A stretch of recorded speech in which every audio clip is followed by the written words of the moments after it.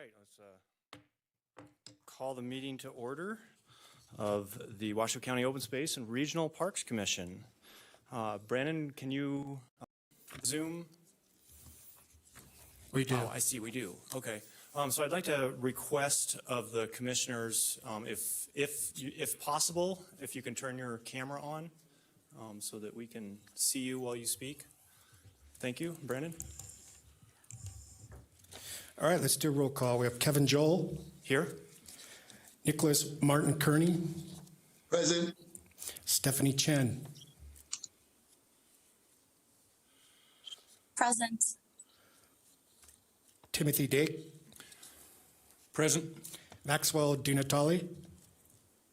Let the record reflect that Maxwell is not present. Doug Doolittle. Present. Omer L. Rains. Let the record reflect that Omer L. Rains is not present. Lisa Rohde Present. and Miles Gertler. Present. We have a quorum. Thank you, Brandon.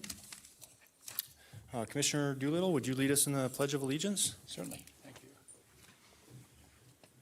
I pledge allegiance to the flag Flag. United States of America. And to the republic which is a nation under God. Liberty. Thank you. Do we have any public comment?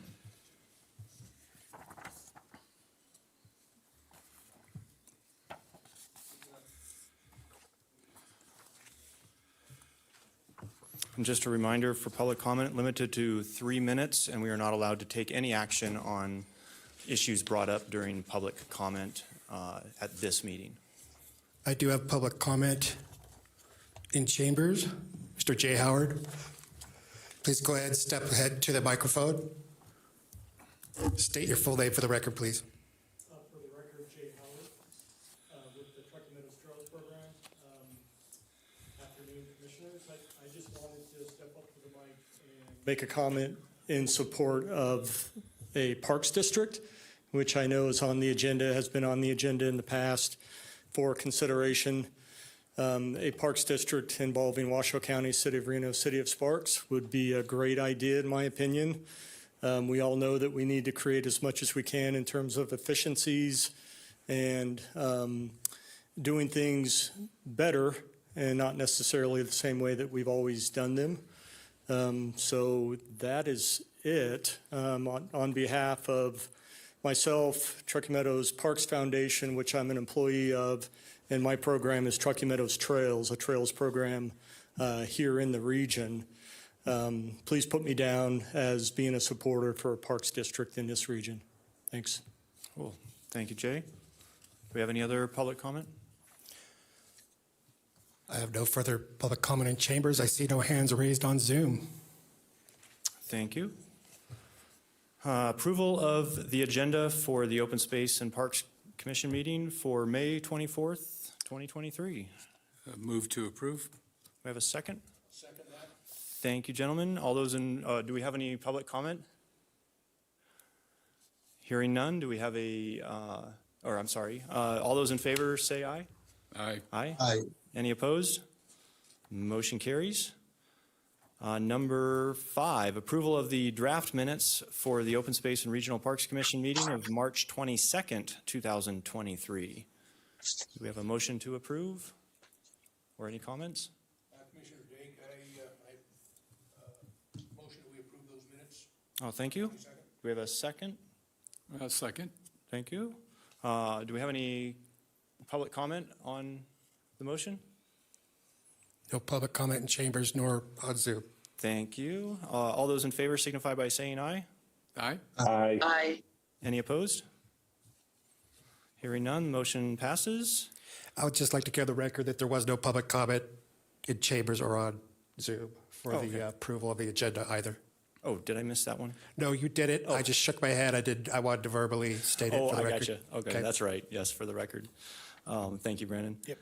So item number 6, resolution to acknowledge Doug Doolittle for his 7 years of service and contributions as a park commissioner.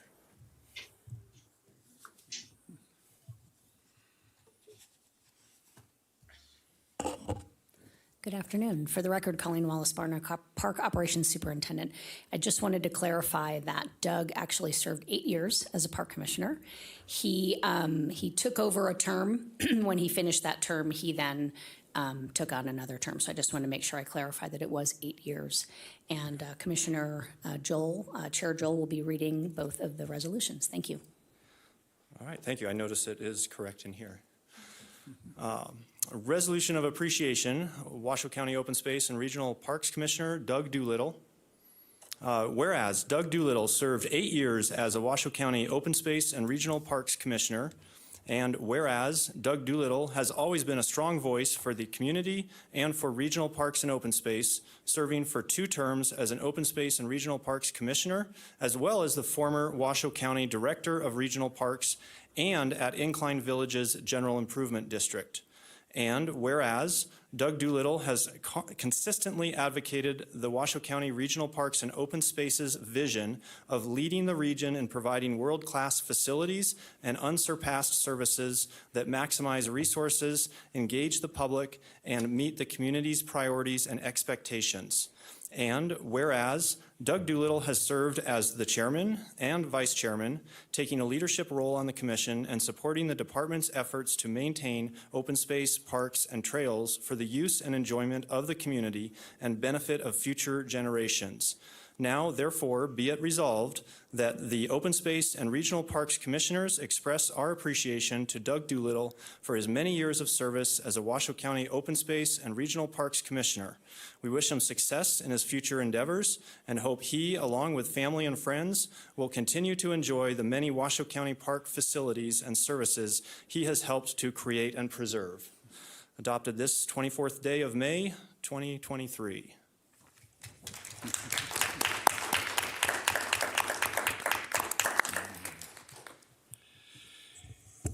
It's pretty humbling, to be honest. I've given resolutions over the course of my 40-plus years in the recreation industry, and receiving one is certainly an honor. It really is, and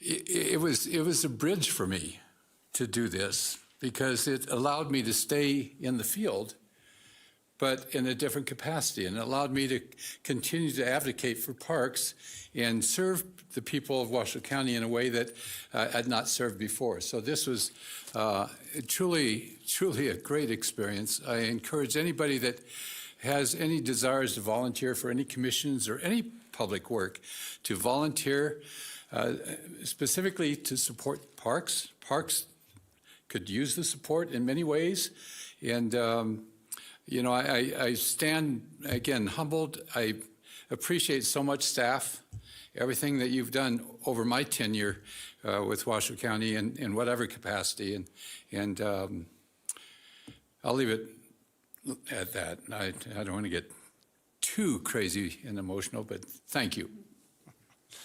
Well, thank you, Doug, for everything that you have done, and I appreciated coming onto the commission, getting some guidance from you. Are there any other commissioners that have any comments?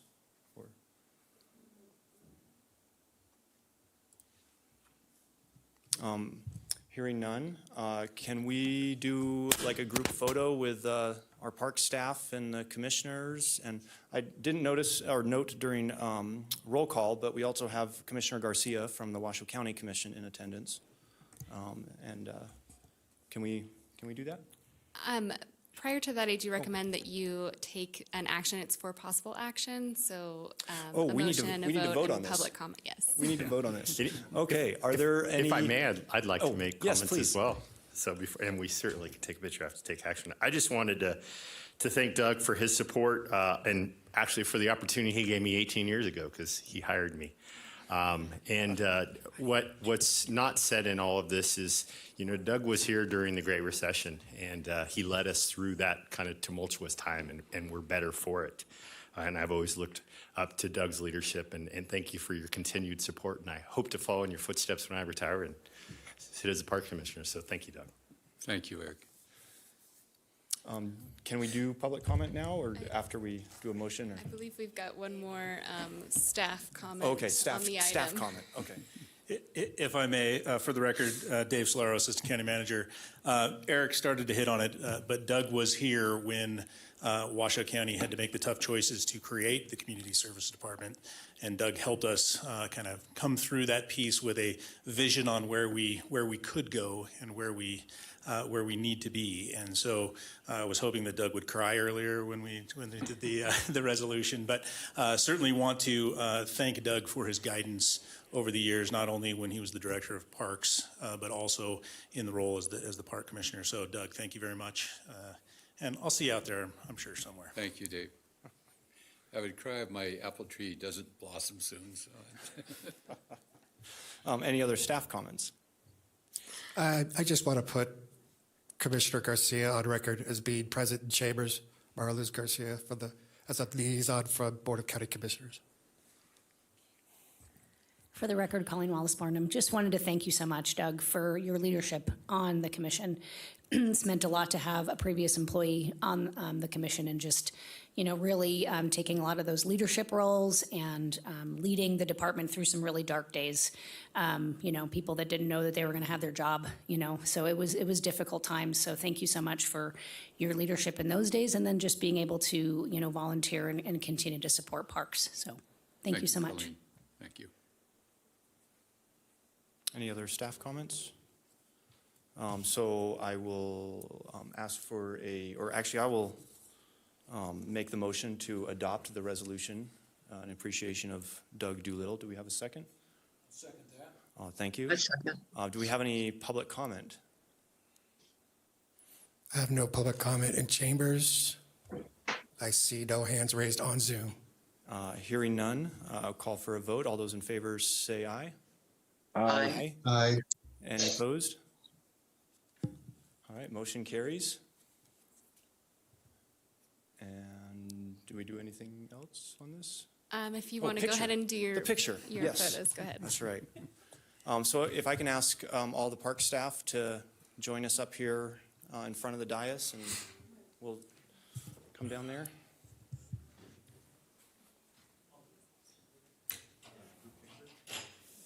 Do you want to Julie? go down there? Or? Julie? Yeah, you Yeah. can go down. Yep. Yep. I can take the picture if you want me to. You want me in the picture? Wow, I didn't know. You add youth to my age, so it's.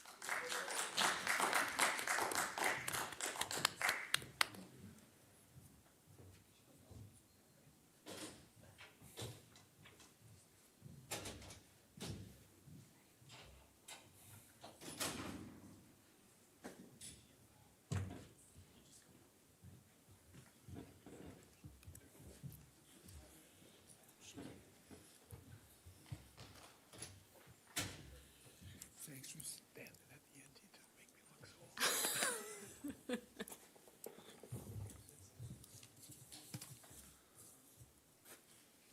old. All right, next item, resolution to acknowledge Stephanie Chen for her 4 years of service and contributions as a Parks Commissioner.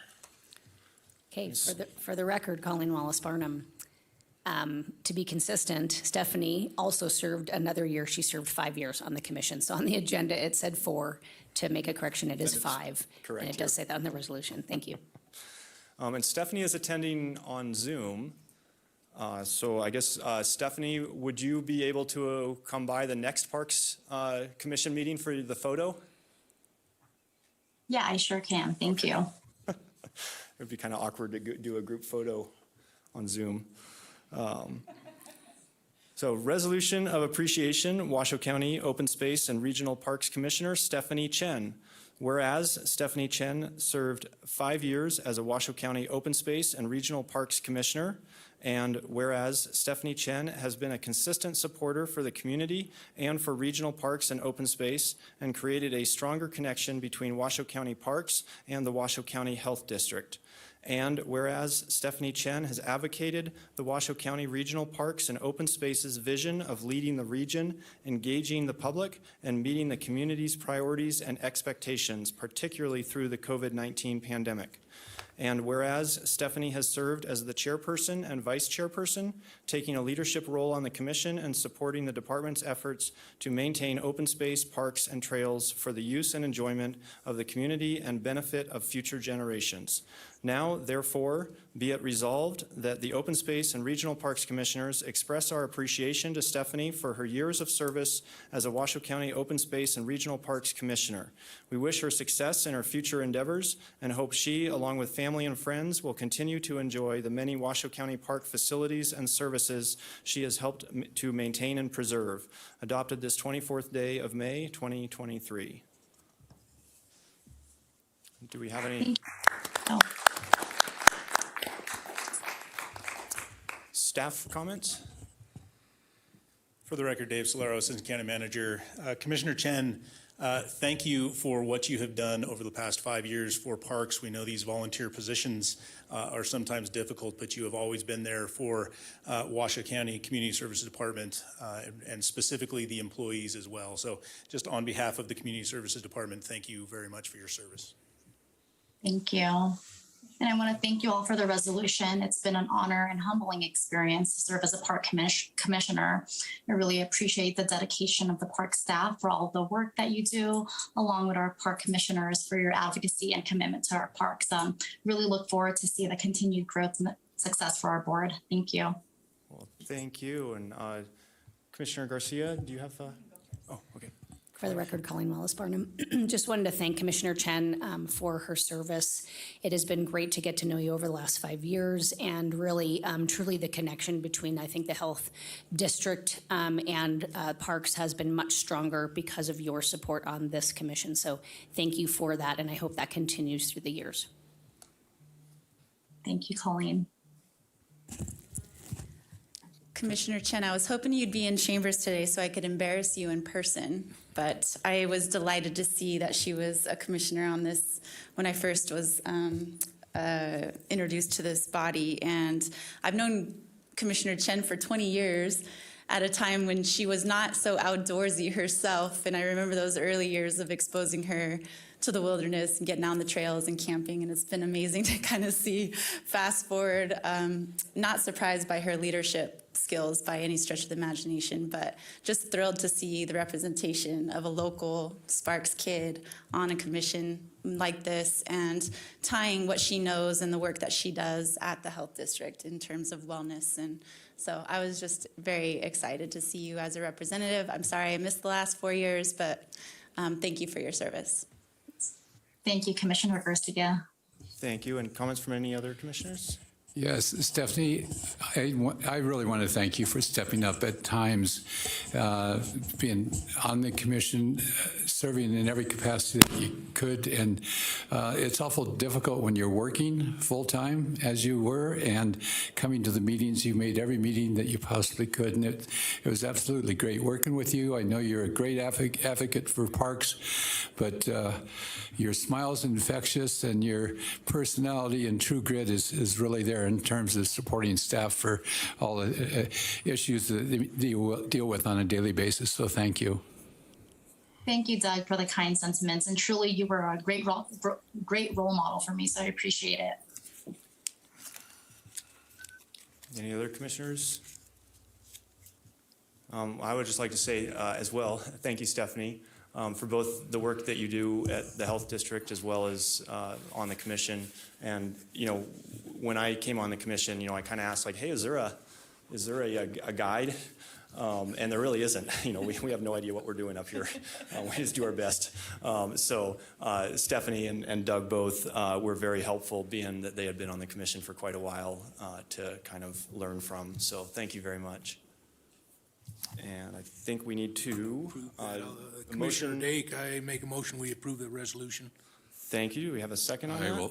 I will second that. Second from Commissioner Doolittle. Is there any public comment?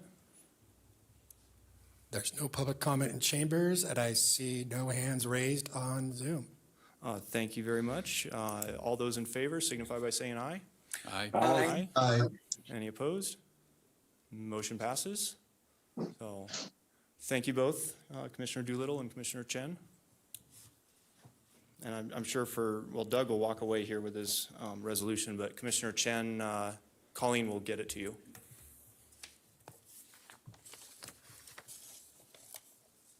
Presentation, discussion, and possible recommendation to the Board of County Commissioners to approve a grant of easement granting a permanent non-exclusive easement totaling plus or minus 60 square feet to the United States Geological Survey on parcel number 049-752-08 in the Southwest Truckee Meadows Planning Area for the placement of stream gauge housing instrumentation to support the existing stream gauge located on Whites Creek for possible action.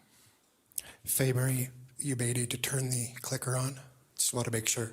Ooh, that's a big presentation.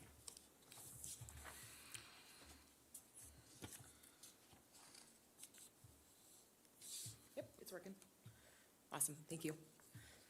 Good afternoon, Chair Joel, Commission. For the record, my name is Faye Marie Picard, and I'm your park planner for Washoe County Planning. The item before you today is a parkland easement request for the United States Geological Survey. The easement itself is for an access and staff gauge easement over a White Creek open space parcel that is owned by Washoe County. The site itself is located north of the Mount Rose Highway. It's accessible from the Painted Trail Road next to our APN of 049-75208. It's in the White Creek open space, and it's also in the Southwest Truckee Meadows planning area. Just to give you some background on the request itself, this is for a 60-foot square foot access easement for operating the staff gauge and housing instrumentation to support an existing stream gauge that is operated or was formerly operated by the Truckee Meadows Water Authority.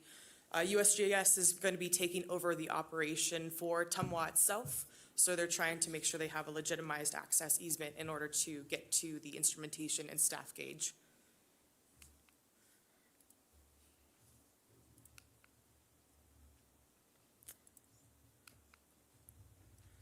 Some information on the impacts. There is going to be a one-day installation of the site itself. The existing staff gauge as well as the existing pole that is at site will be used in order to minimize disturbance.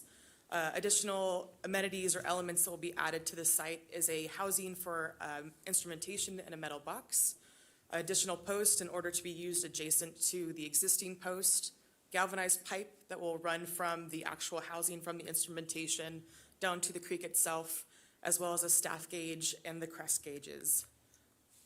I wanted to give you some visual examples of what we have currently in Washoe County.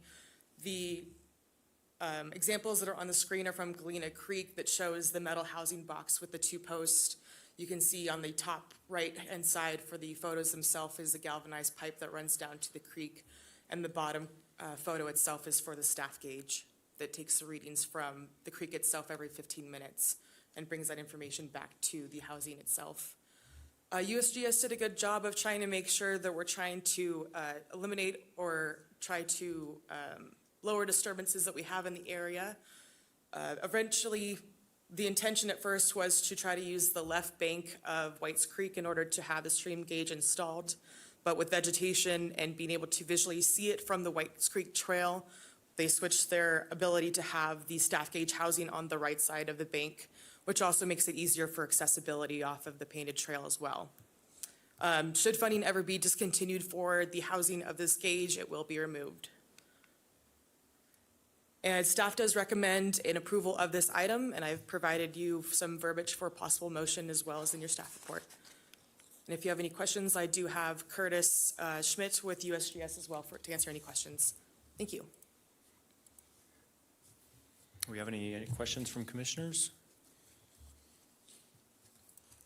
I have one question or comment. So it sounds like you're already on it, but like, what about vandalism? Like proximity to public access on the Whites Creek Trail? Is that generally not an issue? One of the reasons we chose the right bank. And if you can just say your name for the record. Oh, my name is Curtis Schmidt. I'm the field office chief for the USGS in Carson City. One of the reasons I chose the right bank as the preferred location is because the trail is off the left bank and you cannot see the actual installation from the painted trail side, the left bank.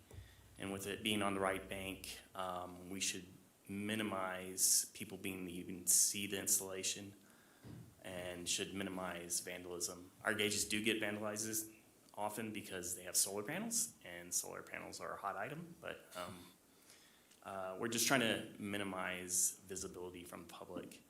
And the painted trail side, it's a gated community, so in theory, no one should actually be back in there. Okay, cool, thank you. Any other comments from commissioners? Commissioner Yeah, I do have a quick question, and I'll direct it to either staff or you. There's no liability to the county in terms of the installation of this project, or any vandalism that may occur is on USGS, not the county. Is that correct? Correct. Okay.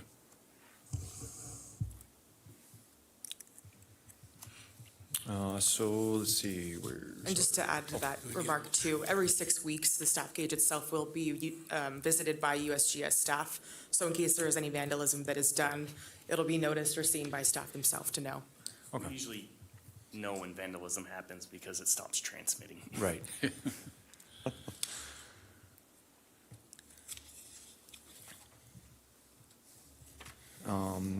Do we have a motion, or do you have a Yeah, this question? is Commissioner Dake. I move to recommend that the Board of County Commissioners approve a grant of easement granting a permanent non-exclusive easement in the Southwest Truckee Meadows planning area for the placement of the stream gauge housing instrumentation to support the existing stream gauge located on Whites Creek.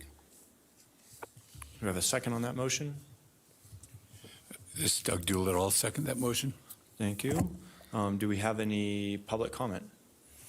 We have no public comment in chambers. I have no public comment online All via right. Zoom. All those in favor signify by saying aye. Aye. Any opposed? Motion passes. Thank you very much. Item number 9, presentation, discussion, and possible recommendation to the Board of County Commissioners to approve the following easement deeds between Washoe County and the City of Reno to support the Plumas Street and Urban Road Sidewalk and Drainage Improvement Project, a temporary construction easement totaling approximately 3,044 square feet on parcel number 019-140-12, part of Washoe Golf Course, and a temporary construction easement totaling approximately 8,004 square feet, a drainage easement of approximately 180 square feet, and a public use easement totaling approximately 3,423 square feet on parcel number 019-140-13, part of the Reno Tennis Center. Thank you. For the record again, this is Faye Marie Picard, Park Planner with Washoe County Planning. I'm going to give a brief introduction for City of Reno. I'll just explain the background on the project, and then I'll hand it over to them for their presentation. So just to reiterate the subject information that you're provided before, this is for a Plumas Street and Urban Road Sidewalk Improvement Project. It is adjacent to the Washoe Golf Course as well as the Reno Tennis Center, and does provide a benefit to Washoe County for accessibility, improving increased access in the area itself. The project itself is intended to create a American with Disabilities Act pedestrian route on the west side of Plumas Street, and also to mitigate seasonal flooding that is found in the Plumas Street and Country Drive intersection in that area. And with that, I will hand it over to Mr. Smith with City of Reno. Good afternoon. For the record, Jonathan Smith, Senior Civil Engineer with the City of Reno Public Works Department. Here today to provide some information on the Plumas and Urban Sidewalk Project and recommend the approval of the easements needed for the project on the Washoe County Golf Course and the Reno Tennis Center. probably all familiar where this is located, but we're located on Urban Road and Plumas, kind of bordering the Washoe County Golf Course and adjacent to the Reno Tennis Center. This project will install approximately 3,700 linear feet of ADA compliant sidewalk. The new sidewalk will be installed where currently none exists, and it will run along the south side of Urban Road adjacent to the Washoe County Golf Course from Arlington Avenue to Plumas Street. It will then continue on the east side of Plumas Street from Urban Road to Mountain View Drive, connecting to the existing sidewalk at the Reno Tennis Center. These pictures are just some renderings of what the sidewalk will look like once the project's complete. The city faced numerous challenges while putting this design together. We first considered placing the new sidewalk behind the curb in front of the Reno Tennis Center. City staff met with the urban forester to determine if this was constructible, given that there were a lot of roots from the mature trees in the area. We determined that this was not a viable option, as we would have had to cut through roots and potentially damage the mature trees that run along the Reno Tennis Center. We then decided to place the walking path adjacent to the fencing that surrounds the tennis courts, as shown in the two pictures on this slide. We'll coordinate with the urban forester to minimize the impacts and protect the trees in this area during our construction. Another challenge we faced was installing the sidewalk on the north end of the tennis center, across from the maintenance access road. This road is steep, and in order to maintain an ADA compliant path, we had to extend the path parallel to the road and perpetuate the drainage in this area. The first picture shows the damage to the road from the stormwater runoff, and the second picture shows a rendering of what the path will look like and the drainage area that will be next to the golf course fence. This project was awarded a Transportation Alternative Set-Aside Grant, or a TA Set-Aside Grant, from the Federal Highway Administration. The TA Set-Aside program is federally funded and required to be used for projects that improve non-vehicle access to public infrastructure. It is a competitive grant process that we're approved $570,000 to fund this project. The city will also allocate an additional $30,000 for a total of $600,000. We are awarded this project because it will significantly improve pedestrian safety, providing sidewalk where people previously would walk on the road or the dirt shoulder in this area. So in order to keep this project moving forward, the city of Reno is asking for temporary construction easement and permanent easement on the Washoe County Golf Course and Reno Tennis Center parcels. For the Washoe County Golf Course parcel, we're asking for a temporary construction easement totaling 3,044 square feet. And for the Reno Tennis Center, we are asking for a temporary construction easement totaling 8,044 square feet and a permanent drainage easement of 180 square feet and a public use easement of 3,423 square feet.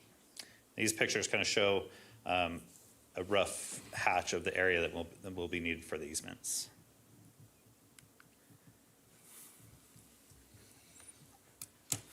All right, I recommend to approve I think this is your slide, but I recommend to approve the motion to approve the easements needed for this project on the Reno Tennis Center and the Washoe County Golf Course. Thank you. Available for any questions.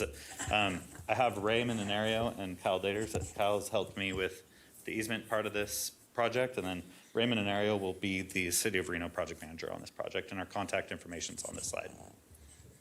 Thank you. You're welcome. We have comments from commissioners?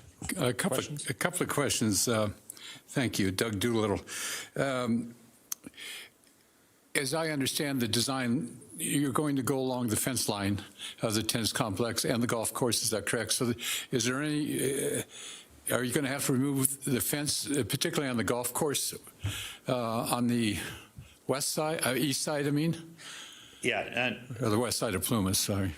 No problem. For the record, Jonathan Smith. We'll be placing the sidewalk adjacent to the fence. We won't have to remove the fence to install this, but there is a differential in elevation there. So you'll see a hatched area underneath the sidewalk. We'll have like a little keystone wall that'll be underneath the sidewalk to accommodate that elevation difference. And how tall would that keystone wall be? I think we're estimating 1.5 to 2 feet.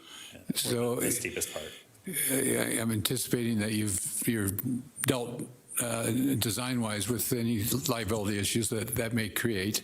But this picture, So yeah, totally. For this picture, we did not have a railing rendering on this, but anything greater than a 6-inch drop off, Right. we have to have railing. So Right. there will be railing along this portion from the courts 13, 14, 15, 16 on that northern side of the tennis center. For that court area, and then it flattens out pretty good, and then we don't have to have that keystone wall, and the railing will go away. On the slope, on the ADA compliant path, this switchback, how much slope do you have there? We have it, so we follow ProWAG standards, Okay. and the ADA accessible guidelines, and our maximum slope for this ramp is 8%, with Okay. landing areas at the turning points.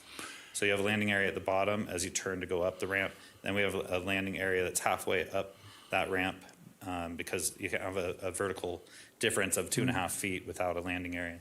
So there's a landing in the middle, a landing at the turning point at the end, and then another landing area to turn to go to the Right. tennis center. So Well, I think your design's very well planned. Pathway along Urban and going around the golf course and the tennis has been needed for a long, long time. So, yeah, absolutely. great job. Thank you. And I have a question while you have that slide up, and then another question, I think, on probably the first slide. Sure. So I want to get into design by commission, but I would really recommend making a little step or stairs to cut through there, because like the average user is going to create a path from that corner where the sign is up to the route. And if you have any landscaping there, it's just going to disappear and end up in the street. So Yeah, great question. That is something we did look at, accommodating. We do understand that people are not going to take this ramp. They're going to cut through.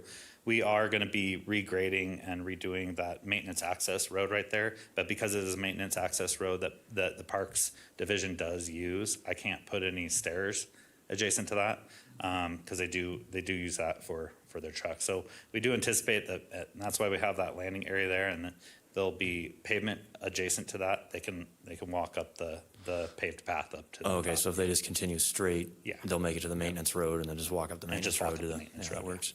And then back on one of your earlier slides, just to go over, I heard you mention the east side of Lakeside between or past Urban. So would someone have to, if they came down Urban, they would have to go down the east side of Lakeside and apologize, I then might have cross back? misspoke there. Oh, okay. So yeah, we'll be on the south side of Urban and the west side of Plumas for this project. Okay, So this. okay. Yeah, so we'll kind of, what this picture shows, the Perfect. purple Okay, thank you. area. Yeah, I apologize for that. Commissioner Dake? Commissioner Dake, do you envision either the tennis courts or restricted golf play being out of service for any time during any of this work? No, thank you for your question. No, we don't anticipate this will adversely or impact any activities on the golf course or the Reno Tennis Center. Thank you. One final question, and this is staff. You guys, you're fine with it, I take it? No issues that you see? For the record, Family Picard, Park Planner, no, we don't see any issues with this. We Thank work you. with City of Reno for the easements themselves, temporary construction, and then we know to mitigate closures, to try to not have any closures within the golf course or the tennis center itself. So that concrete or paved path that's next to the ADA switchback, that's going to be completed and filled in where it eroded? Yes. Okay. It will be, yep. Yeah. Okay. So that's where the temporary or the permanent drainage easement is Right. being requested for as well because of current flooding issues that are happening seasonally. Okay. And for the record, Eric Crump, Washoe County's Community Service Department, I would just add that all the permanent easements for this project are located on the tennis center parcel, which is in fact owned by Washoe County, but operated and maintained and has been for a long, long time by the city of Reno. So that's why we kept most of the permanent easements on that section. The golf course won't be impacted by any permanent easements, just temporary construction. Any other questions from commissioners? Anything from staff? No? Do we have a motion? I'm in the seconding mode. I'll make the I'll motion. So my motion is to recommend to the Board of County Commissioners to approve the following easement deeds between Washoe County and the City of Reno to support the Plumas Street and Urban Road Sidewalk and Drainage Improvement Project, a temporary construction easement totaling approximately 3,044 square feet on parcel number 019-140-12, part of Washoe Golf Course, a temporary construction easement totaling approximately 8,004 square feet, a drainage easement of approximately 180 square feet, and a public use easement totaling approximately 3,423 square feet on parcel number 019-140-13, part of the Reno Tennis Center. Is there a second? Yeah, Commissioner Dake, I'll second that motion. Thank that you. Is there recommendation. any public comment on this motion?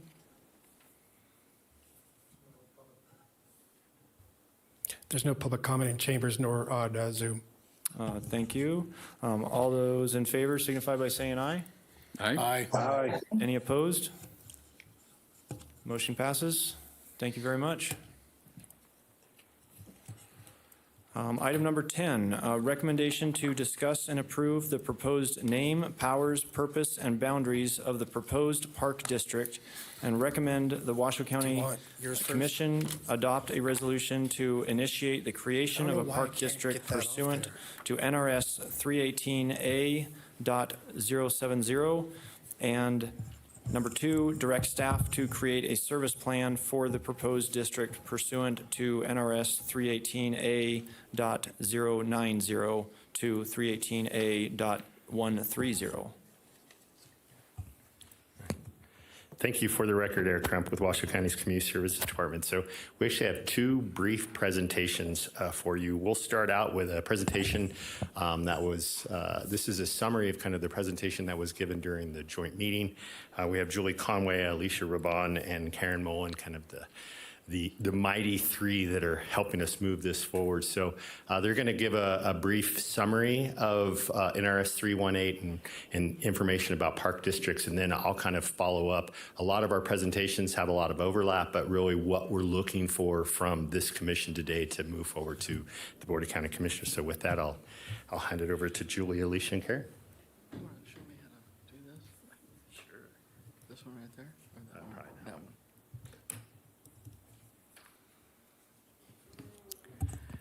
Good afternoon, Julie Conway for the record, and I am here, as Eric said, joined by two other fabulous advocates in our community, and we will be presenting you some follow-up information that we initially started with at the joint meeting that you had recently with the other two citizen commissions.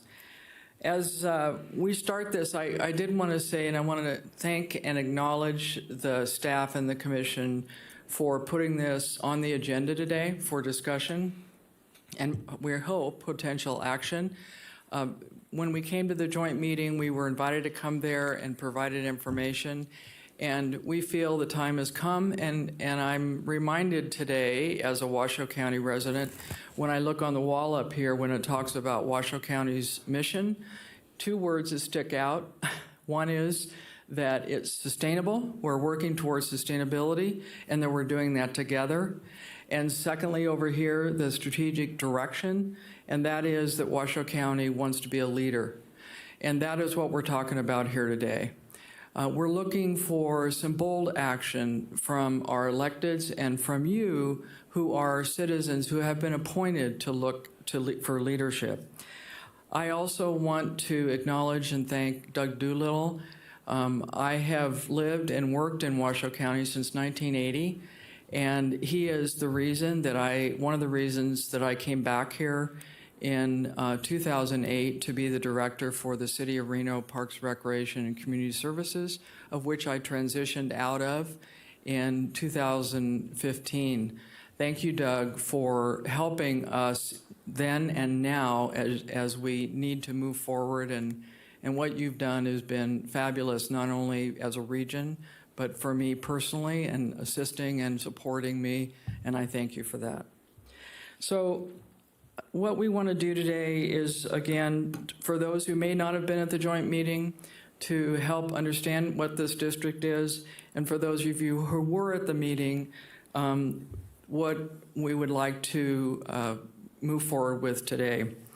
This legislation, as you are probably well aware, was agreed to by our legislative body in 2017 and voted in by Governor Sandoval in 2017. It is law, and we have it. It's the first time ever that this type of legislation has been made within the state of Nevada, and it allows for, in particular, parks and recreation, open space, and trail services to be encompassed and be managed and be funded through a special district. Never happened before. So what has happened is that we now have, City of Sparks has completed their comp plan. As you know, Washoe County did theirs in 2019, and the City of Reno is soon to complete, and we anticipate will approve theirs at the City Council level in summer of 2023. And most recently, last week, the City of Reno, your sister commission, reviewed this citizen commission, and they made a motion for the staff to move forward with looking into and moving forward with a service plan. So they want this to go forward to the next step. Again, why is this important? We all know that we're facing a widening gap with resources and level of service for our park system. We all know that. You see it on a regular basis. Staff and the commission, county commission, has done a yeoman's job to try to fund these services. But we are all facing growth issues, and we have an inability to fund our systems the way we want them on a long-term basis. We need to look at a new model. And this Parks and Recreation District is a new tool in the toolbox that we really want to look at. And that can be done by what we're talking about today. Again, the approach that we're looking at is to really look at it in a collaborative effort with both the City of Reno, City of Sparks, and Washoe County.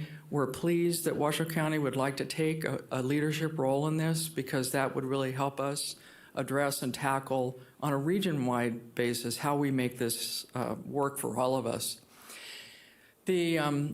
As we talked last time, the first way to start that is to evaluate a service plan, and that service plan is the first stop. When we talked last time at the joint meeting, we were discussing with some consultants what the cost might be. The initial cost to look at the scoping and the talking with the agencies and really focusing in on what we want to do and doing an assessment of the feasibility analysis. And as we talked last time, these are the elements of a service plan. That part is probably somewhere between $175,000 to $225,000. Now, based on what we would see that would be important is to go to the citizens, and that might cost additional money as far as looking at surveys and engagement of the community, so that could possibly be more. But that's what we have initially found out for those consultants who have done this in other communities. So what we're talking about today is we'd like to move forward with having this commission endorse the service plan development, and with that, with the county commission behind that, working with both the City of Reno and the City of Sparks, then we can start collaboratively looking at what our solutions are financially and working together in developing this district. As we mentioned last time, there are several other districts around us and close to us, and most recently, and of note, Bozeman, Montana, in the middle of the pandemic, the citizens voted 61% in favor of forming a special district for parks and trails. And we've talked about that document in the past, and that's a great model for us to use. So this is the next step where we are today. Again, we have Alicia Rabon, who is the executive director for the Nevada Land Trust, and also Karen Mullen. She is a Washoe County resident and also the former director for Washoe County Regional Park System. She is here as well. And we are here to answer your questions, to clarify any information. And I'm going to just ask them if they have anything else they'd like to add before. I know Eric's going to be taking on the podium. Anything? No? Okay, I'll pass it back to Eric. Thank you very much.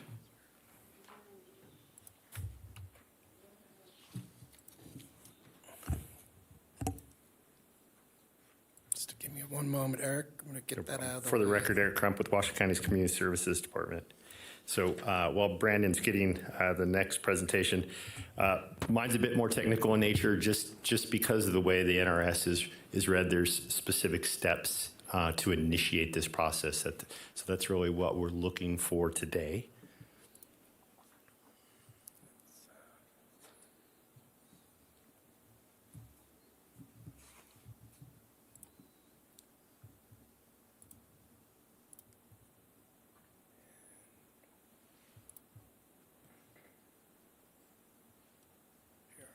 Just one moment. Make it to full screen. Because this is a PDF, I think I'm going to have to do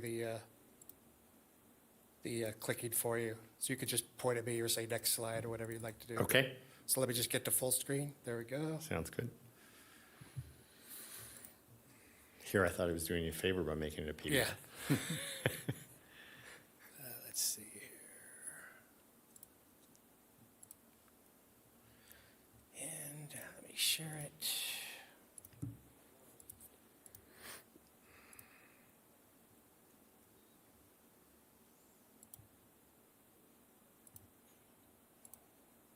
Okay, you can go right to the next slide. So as mentioned earlier, there was a joint meeting held back in April, and during that meeting, we heard from many of you that you'd like us to bring this item back for action. So back in 2017, the Nevada Parks, Trails, and Open Space District Act was established and passed into law. It outlines the process for establishing park districts, so I'll go over that a little bit today. But specifically, the first step in that is a resolution that is adopted by our county commission, and then the initiation of developing a service plan. And there's some specifics. Next slide, please. So there are 4 things that need to be included in this resolution, so that's why these are important.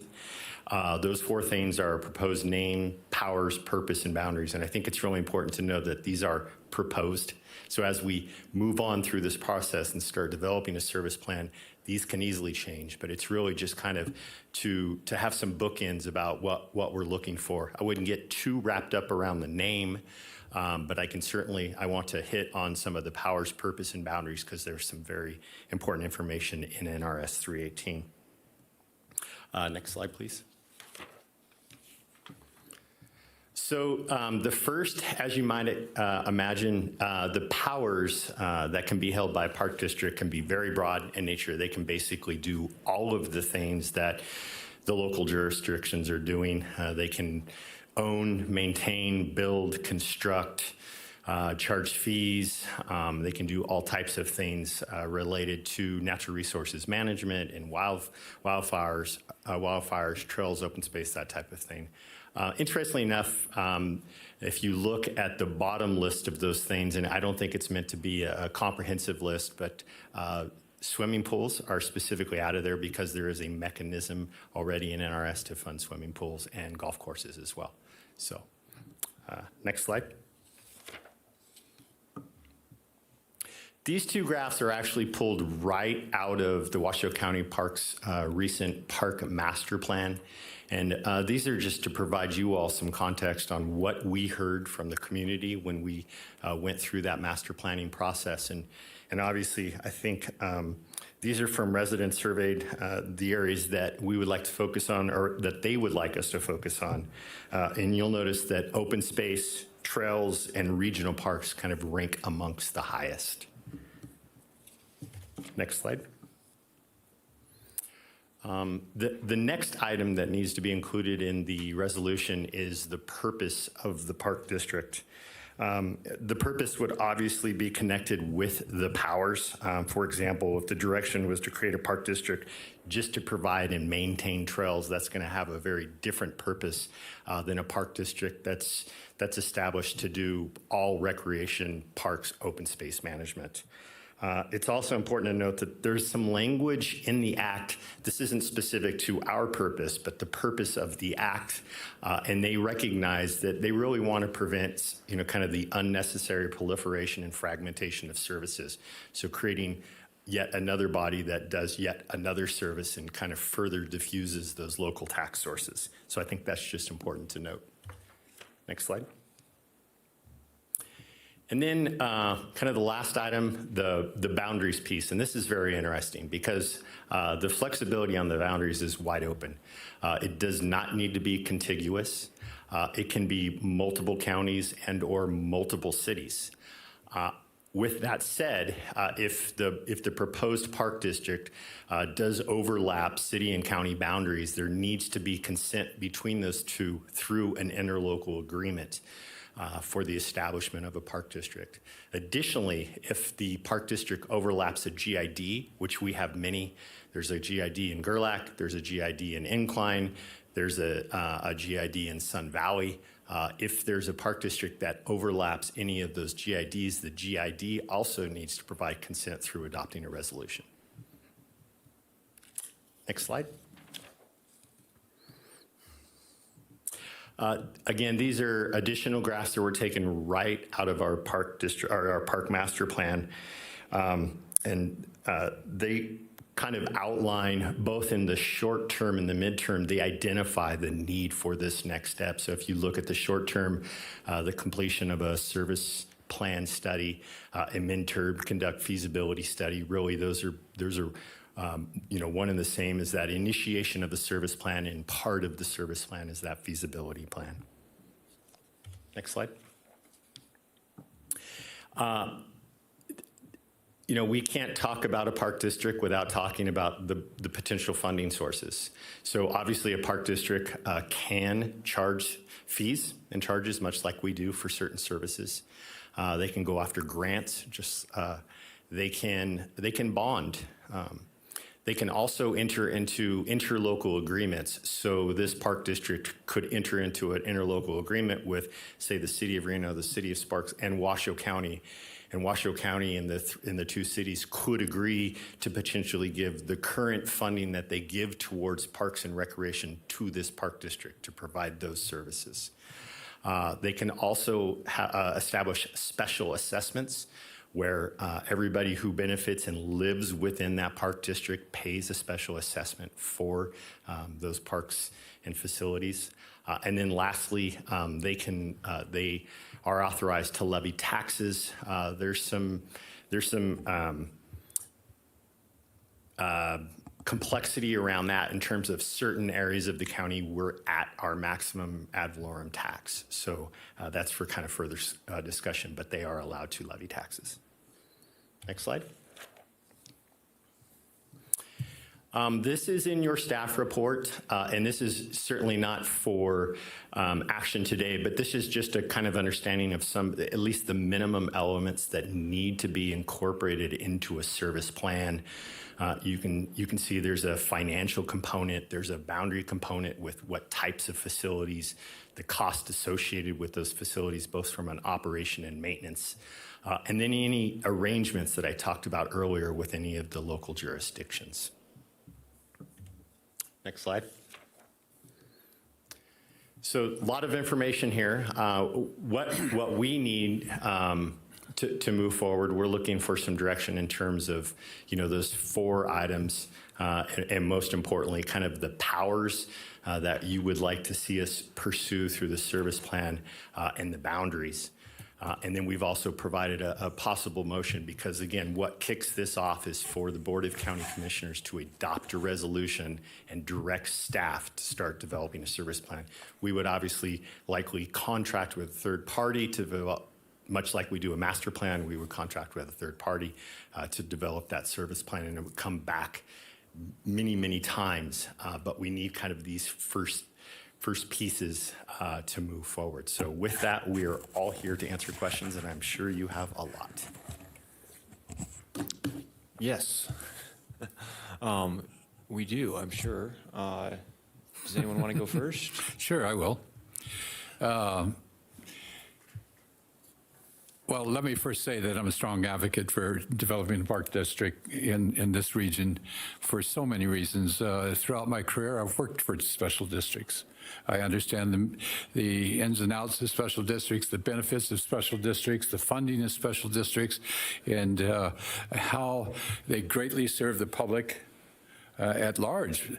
The difficulty that we've always had in the Parks and Recreation field is funding. It's always funding for operations, funding for construction, funding for capital projects. Grants are there. Yeah, we can go out and get the money for the most part to fund projects. Funding for operations, though, is a difficult concept. I mean, you're not to demean or take powers away from any other agencies, but we're dealing in the county with a district attorney's office, a fire department, the sheriff's office. You can go right down the road with all the agencies that are in line ahead of what Parks and Recreation is for funding. So at the end of the day, particularly going back to kind of what Dave said earlier about how we got into the community services business and combined agencies, it was a need. It was a drastic need because we didn't have the funding available, and there were big cuts throughout. And thankfully for a very dedicated staff, a very dedicated county commission, we were able to survive, and the parks exist today and flourish. But the funding is still necessary. A parks district gives the opportunity. I'm sorry.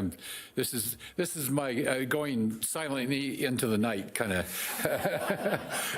My last opportunity. I'm going to second every motion, and I'm going to. But it's important to understand that it is a complexity. It's a marathon. It's not a sprint. I mean, but somebody has to drop that flag and get it going. And this is our opportunity as a Parks Commission, and I really applaud you being here, Commissioner, and I really hope that you can get behind this and support it with the other commissioners. But this is something that's been in the works for years in terms of in the discussion phase for years, and something that really needs strong advocates on a regular basis. It's not going to happen overnight, but special districts work. The Truckee-Donner Parks and Recreation District flourishes. They've built recs. I mean, a small community. I grew up in Truckee.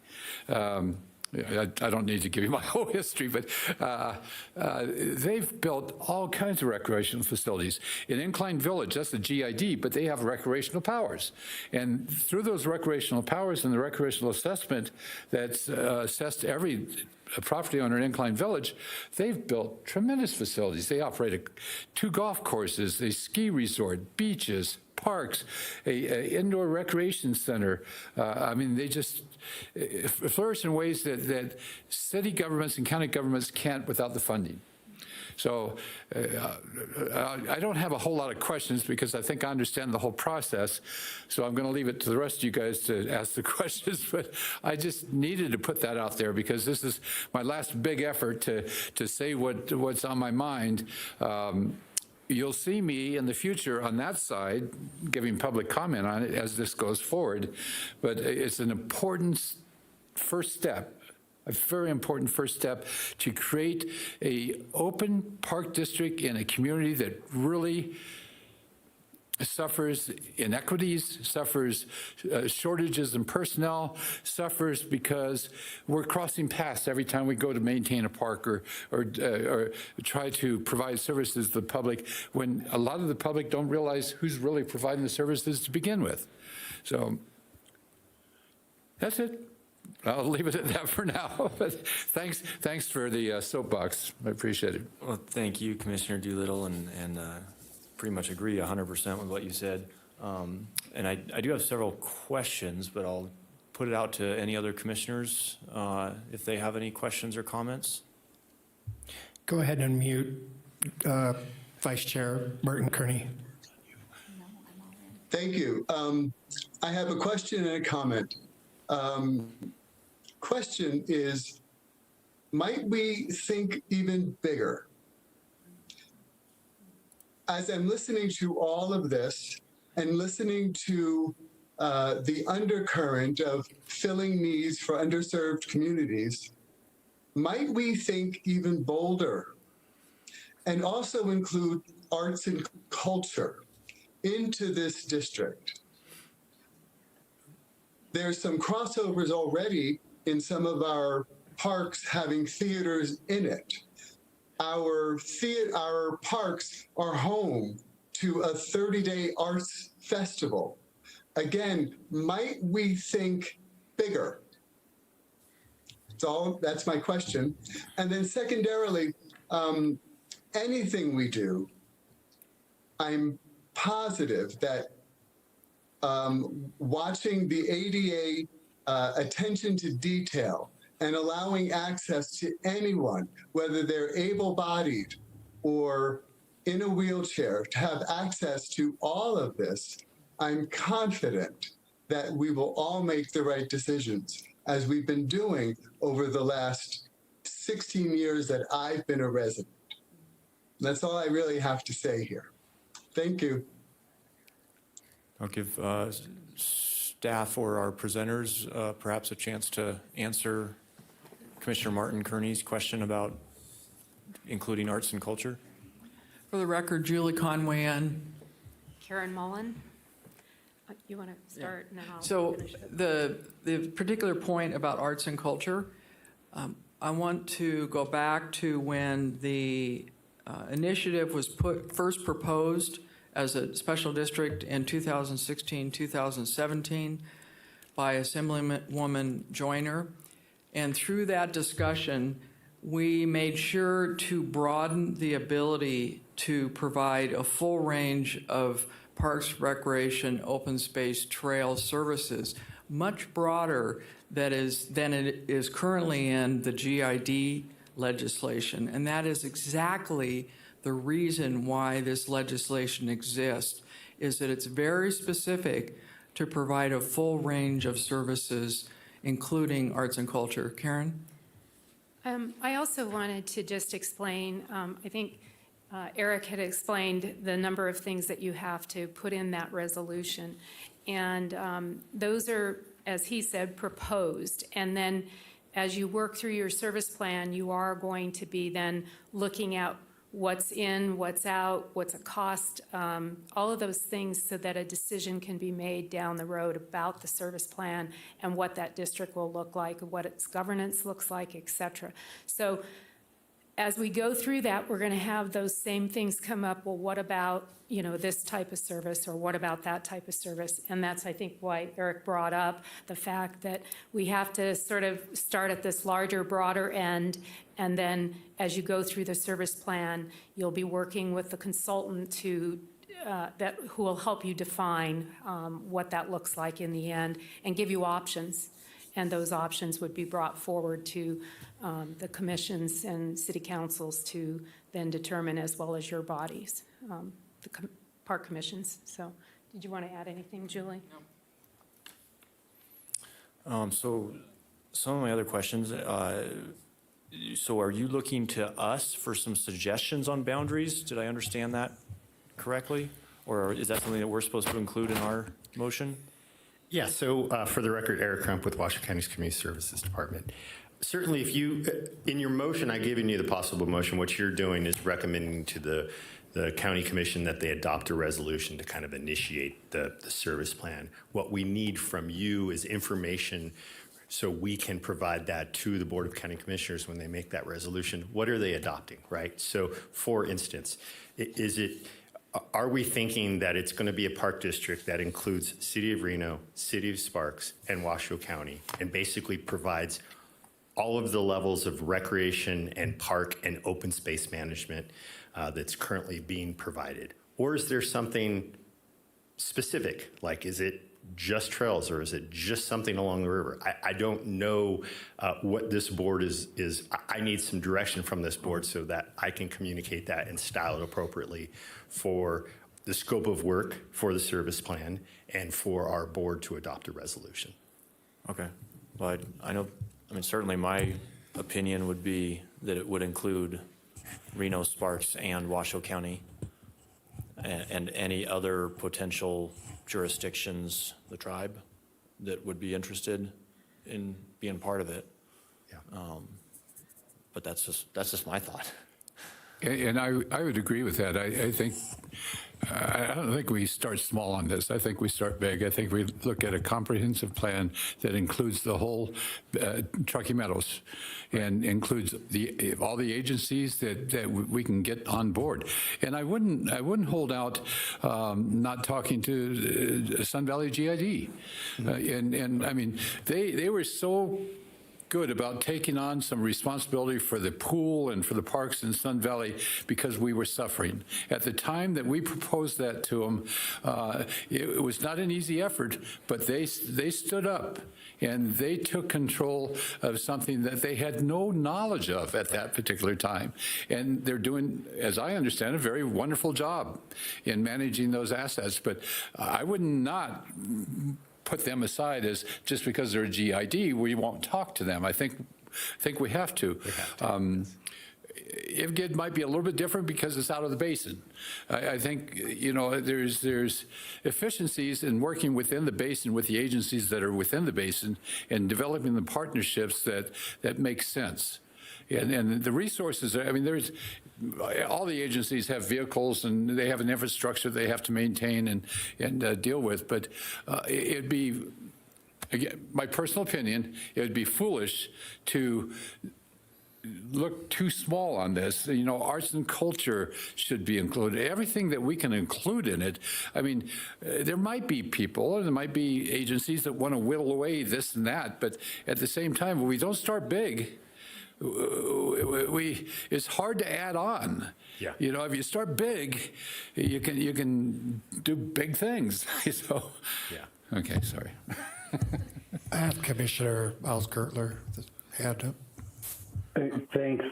Thanks. I just wanted to You're welcome. Please just state your name for the record, your first and last name. Thanks, Miles. Yeah, Miles Gertler for the record. I just wanted to thank Commissioner Kearney for starting that thread of conversation. I couldn't agree more. I think throughout the process that we're going to hire, that the staff may hire a contractor for, it'll become clear if partnerships don't make sense. But we should keep this as broad as possible, including all the powers that are available per the legislation, and the largest boundary available for the legislation, I think would be advisable. Including all of Washoe County, I think could make sense, and we shouldn't write it off at this point. Thanks, Commissioner Gertler. Is that fair direction from us? Is if we just like, hey, look at all possibilities? That is exactly what I was looking for. What I didn't want to do is presume. I figured that would be kind of the will of this board, but I didn't want to presume and walk away and go down a path that you all thought I was going on a different path. So, okay. And then you got on the revenue, the income options. So, like, I mean, my initial kind of assumptions or picture that was painted for this, that it would be something like what we see on our tax bill for the school district or Truckee Meadows Fire Protection District, where it's like a line item, you know, with a certain amount per $1,000 of assessed value. Is that? But you said that there's some complications with that because of a max amount? No, there's some complications. For the record, Eric, there's some complications with the ad valorem tax because we're at our tax cap, but special assessments are outside of that. But I should caution you that kind of comes later. So this service plan will identify the services that are going to be provided and the cost associated with that. And then funding mechanisms to fund those will come as part of that. That will be an option, right? So. Okay, because you know, my fear is, and I'm sure some of the folks in the audience remember exactly, was it 2004, the Parks, Open Space, and Libraries measure? Ooh, I'm gonna. Oh, it was 2000, the one that failed? No, it passed. Well, that one, Passed. Q1 passed, but then was it, it was, No, it was Washoe County 1 passed resoundingly yes, in Washoe County. WC1 passed, but then there was also a parks, open space, and libraries measure that failed by a few No, percentage there was one points. in 1990, there was one in the 90s that failed over, it's a long story. But the one in 2000 passed, and that was the Washoe County bond issue, which included the libraries and parks. So that Okay. one did pass, and you Maybe guys it have might have done- been City of Reno only or something, because there was one in 2002-ish that failed. The one, No. yeah. A moment, please. When you speak, could you please state your first, last name for the record? apologize. That's okay. I Just- do know okay. better than that. Karen Mullen, and I did work on the bond issue packaging, and then Alicia Raban helped with the actual campaign of it. And we do see down the road, as you put this service plan together, maybe to help you here, is that there will be surveys done in the community to find out what folks think about their willingness to pay and what sources of funding, et cetera. That's usually how it's done.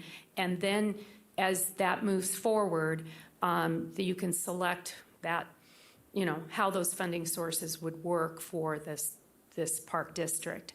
So you do a lot of work to get to that point, and that's what we did with the bond issue as well. We did, those surveys, found out the willingness, what people were willing to pay, then we, worked through all of those processes. So it would be something similar in this count, and we do see it as something that would be a vote of the people. It doesn't have to be, but we do see that.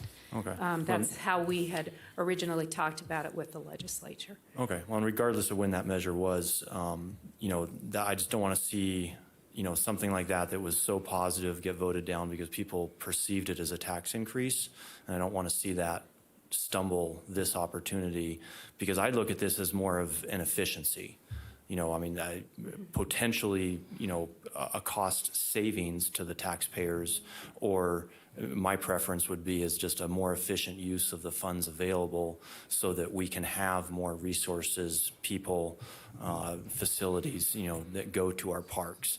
And, I experienced the deconsolidation of fire services in 2012, and seeing the level of service that the county residents got pre-2012 for, roughly $11 million to, what they got with a tax increase, in 2013, 14 and beyond, that the budget has significantly exceeded that, probably to the point that it's about what the parks budget is now.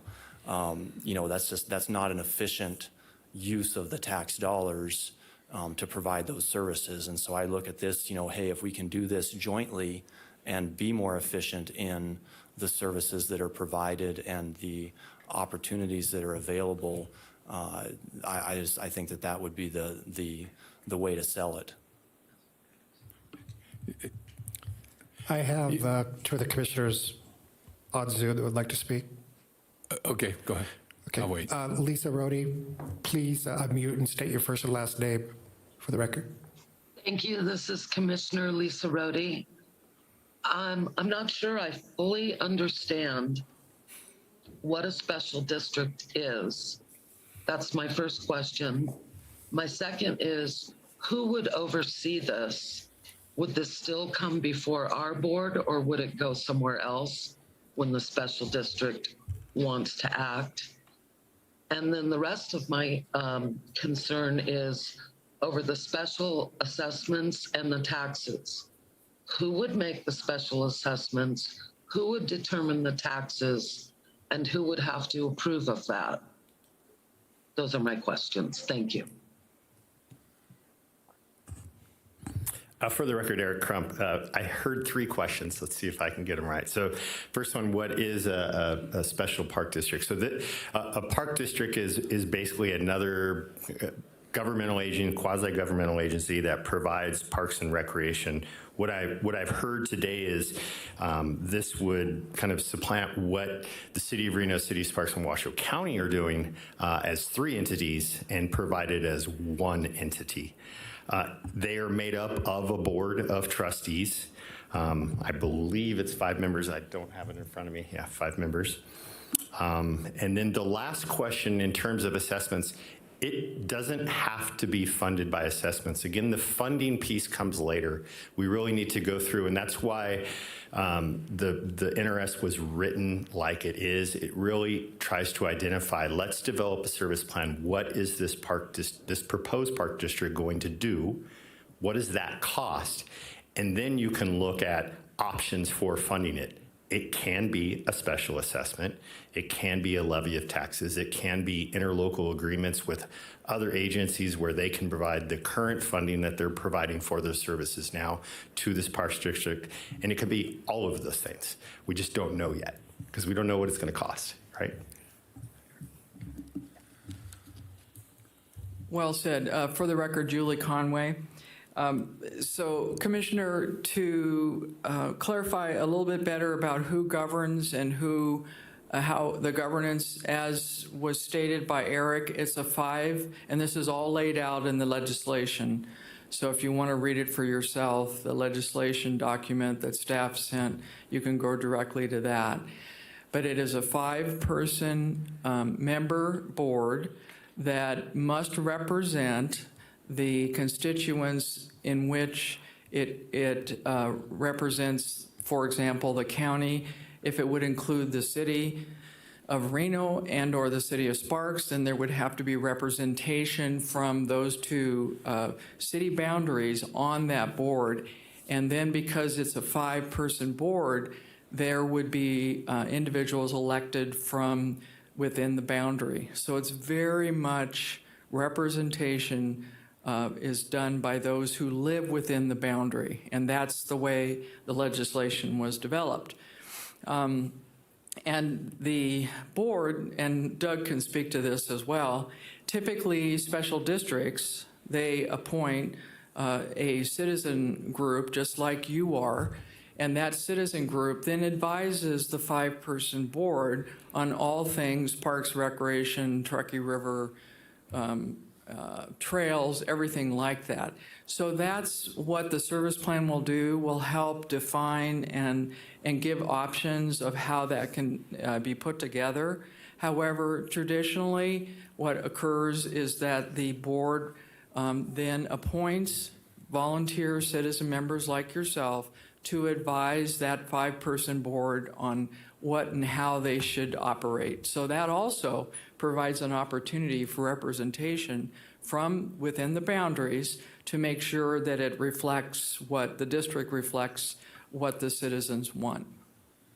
I hope that answers your question, Commissioner. If I could piggyback on that too a little bit.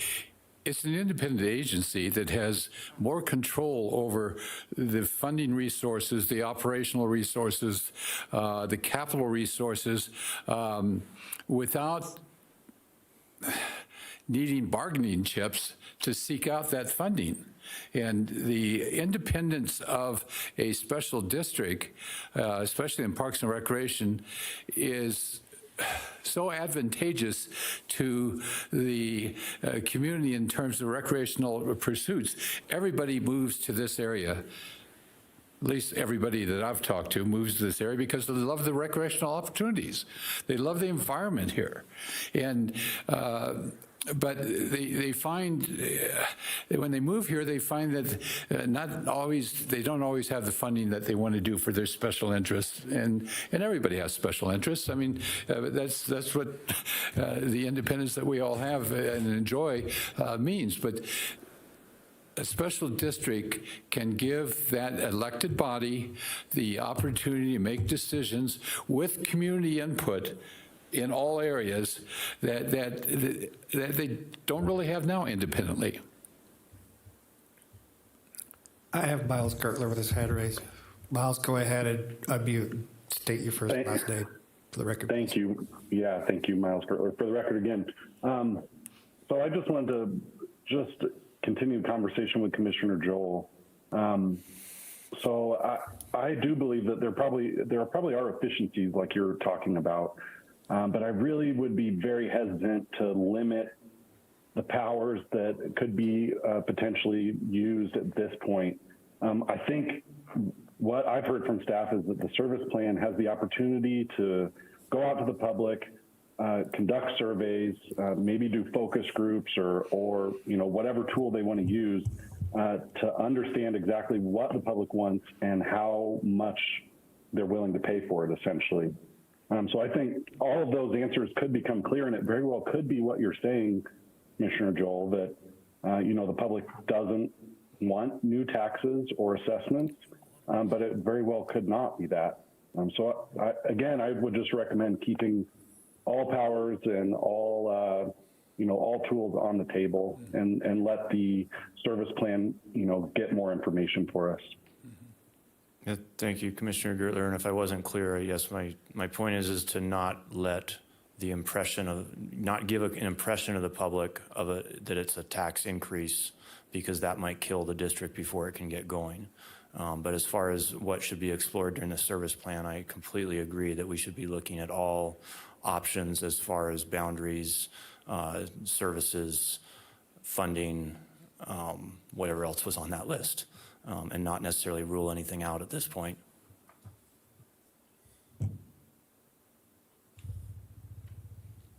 Are there any other comments from commissioners? So if I can ask for a clarification, so what you were looking for us to provide some direction on, do we need to include that language in the motion? No. You do not, yeah. Okay. We got our direction, so we can incorporate that into the information provided. We just need, we're looking for a motion for you to recommend that the board adopt a resolution to create a service plan. So the motion is in your packet. Commissioner Garcia? Thank you, Commissioner Joel. I know I'm not a voting member, and I'm having a hard time keeping my mouth closed because I'm so excited about this. And I wanted to let the body know that I'm very grateful for the leadership that's happened over the decades and the trailblazers, no pun intended, but it's incredible to be a constituent in this county and see the work that's in this room. And I was just leaning over and telling him that what an incredible legacy this would be for our county. With that said, happy to champion this at the BCC level. I wanted to state that today. Our constituents are already telling us that they want nice parks, trails, and open space. The data shows that they use it, and the data from the health district particularly says that they need it. So connecting all those dots, I just think that it's a no-brainer, something that we could all be very, very proud of. And I think it's going to really be an exciting thing that people will hopefully rally their support behind. So I just wanted to put that on the record. Okay. Thank you very much. And I would like to, if I may, offer Commissioner Doolittle the opportunity to make the motion since it's his last meeting. I'm not getting a no from legal, so I think we can do that. I was going to throw something at you if you didn't. So anyhow, I would like to move to approve the proposed name, powers, purpose, and boundaries of the proposed park district and recommend the Washoe County Commission adopt a resolution to initiate the creation of a park district pursuant to NRS 318A.070. And item 2, direct staff to create a service plan for the proposed district pursuant to NRS 318A.090 to 318A.130. Thank you, Commissioner Doolittle. We have a second on this motion? Yes, Commissioner Dake, I spent a bunch of time reading prior to this meeting, and reading in NRS is pretty tough going. If you need to go to sleep, that'll do it. But it is an interesting statute. I think it applies really well here. I think what Commissioner Joel has pointed out, that combining some entities to improve efficiencies, it's not a cost added thing. It's probably a cost savings, certainly an efficiency improvement for the area's parks. So with that in mind, I want to second that proposal. Oh, thank you, Commissioner Dake. Do we have any comments on the motion from commissioners? No further comments. Do we have No any public hands comment? raised. All right, we'll entertain a vote. All those in favor of the motion signify by saying aye. Aye. Aye. Any opposed? Hearing none, motion passes. I'd like to make a further comment if I could. Alicia, Karen, Julia, they were out there beating the bushes a lot, making this happen at the public level, especially at the state. So I commend all of you for a great job. I mean, absolutely a great job. I mean, this would not be here today without you guys. So thank you for that, and hopefully I can take a seat up next to you the next time and make my voice even stronger. But I also want to, Eric, you did a great job. That was a great presentation. Thank you. And staff has worked very hard on this, and and it's always difficult. My last comment, it's always difficult to combine agencies. There's a lot of jealousies out there. There's a lot of people fearing for things they don't need to fear for. So this is not going to be an easy process, but it's going to be an inclusive process that can benefit so many. So thank you. Thank you. For the record, Julie Conway, and we all appreciate that, and thank you too for your vote today. It means so much. Thank you, Commissioner Garcia. And when is your next meeting to one of the jurisdictions?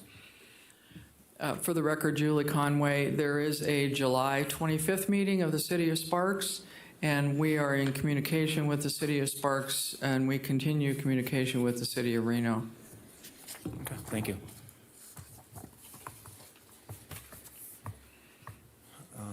Item number 11, presentation and discussion on Washoe County's final budget for fiscal year 2024. I'll have to do the slides for you. I'm not going to make a PDF anymore. For the record, Eric Crump with the Community Services Department. Let's see here. Where are we?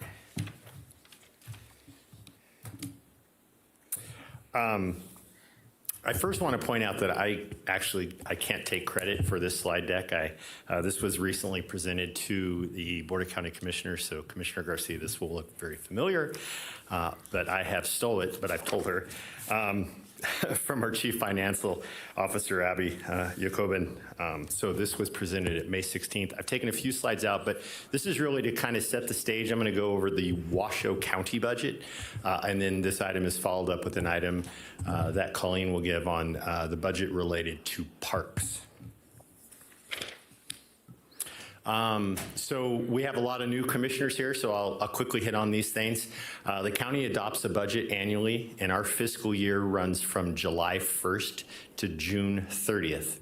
All of our budgets need to be prepared and submitted as prescribed in NRS. It's that nasty NRS thing again that we have to follow. And then once adopted, the budget can only be adjusted pursuant to NRS as well. So next slide. The county has a lot of different fund types, and you'll see those as we go through these. We have the general fund. That's considered kind of our large checking account. For our purposes today, the parks program is primarily funded out of the general fund, so that's important to know. We have special revenue funds, debt service funds, capital project funds, enterprise funds, internal services funds. Next slide. You can go to the next slide. So nearly every year, the Board of County Commissioners holds a strategic workshop to develop and confirm its priorities or vision for the county. That gives us as staff and our finance officers and our assistant county managers and management kind of our direction. That graph on the right to the right, you see 4 broad strategic planning goals. That's fiscal sustainability, economic impacts, vulnerable populations, and innovative services. And from these, we create goals and we set initiatives and budgetary priorities, as you see on the right-hand column. Next slide. This slide is showing the economic growth is actually expected to continue slowing down. As you might expect, if the economic growth slows down, so is the county's revenue. The county's ongoing expenses are anticipated to grow faster than revenue, and this is something that our CFO and her finance team will be watching very closely. Next slide. Here are some of the highlights from the county's now approved fiscal year 24 budget. We're on year 3 of our property tax refund. That's one of our legal obligations to the Incline Village. Enhancing services to support those strategic planning goals that I mentioned in the previous slide. A large investment in our capital improvement during the Great Recession. There wasn't a whole lot of capital improvement. We didn't do a lot of investment in our assets, and that has come to play a big role in what we need to do now to catch up and invest in our infrastructure. And then the addition of nearly 75 full-time equivalent employees, 46 of those in the general fund and 29 of them in other funds.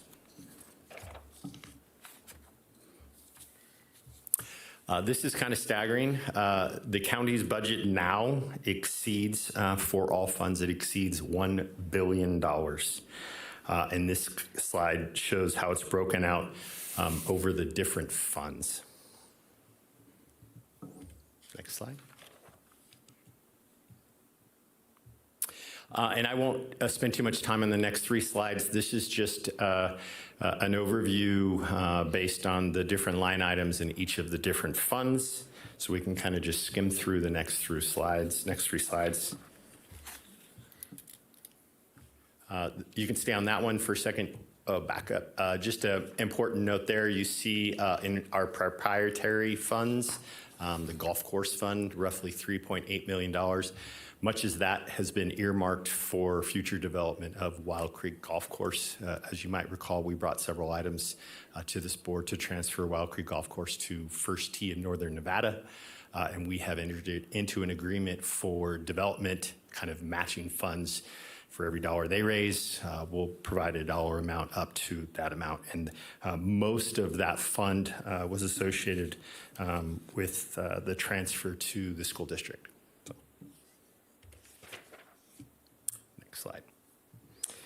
The county's funds are categorized by function, and this slide shows the distribution of percentage by that function. This is where you focus on the culture and recreation. That's 4% of the county's budget. That's where Parks lives. And unfortunately, we have to share part of that 4%. So libraries also lives in the culture and recreation function of county government. So that 4% goes towards libraries and parks. Next slide. This is a very interesting slide. This slide is showing the county's full-time equivalent, so basically our employees, which is our largest asset, and the number of full-time employees since 2008.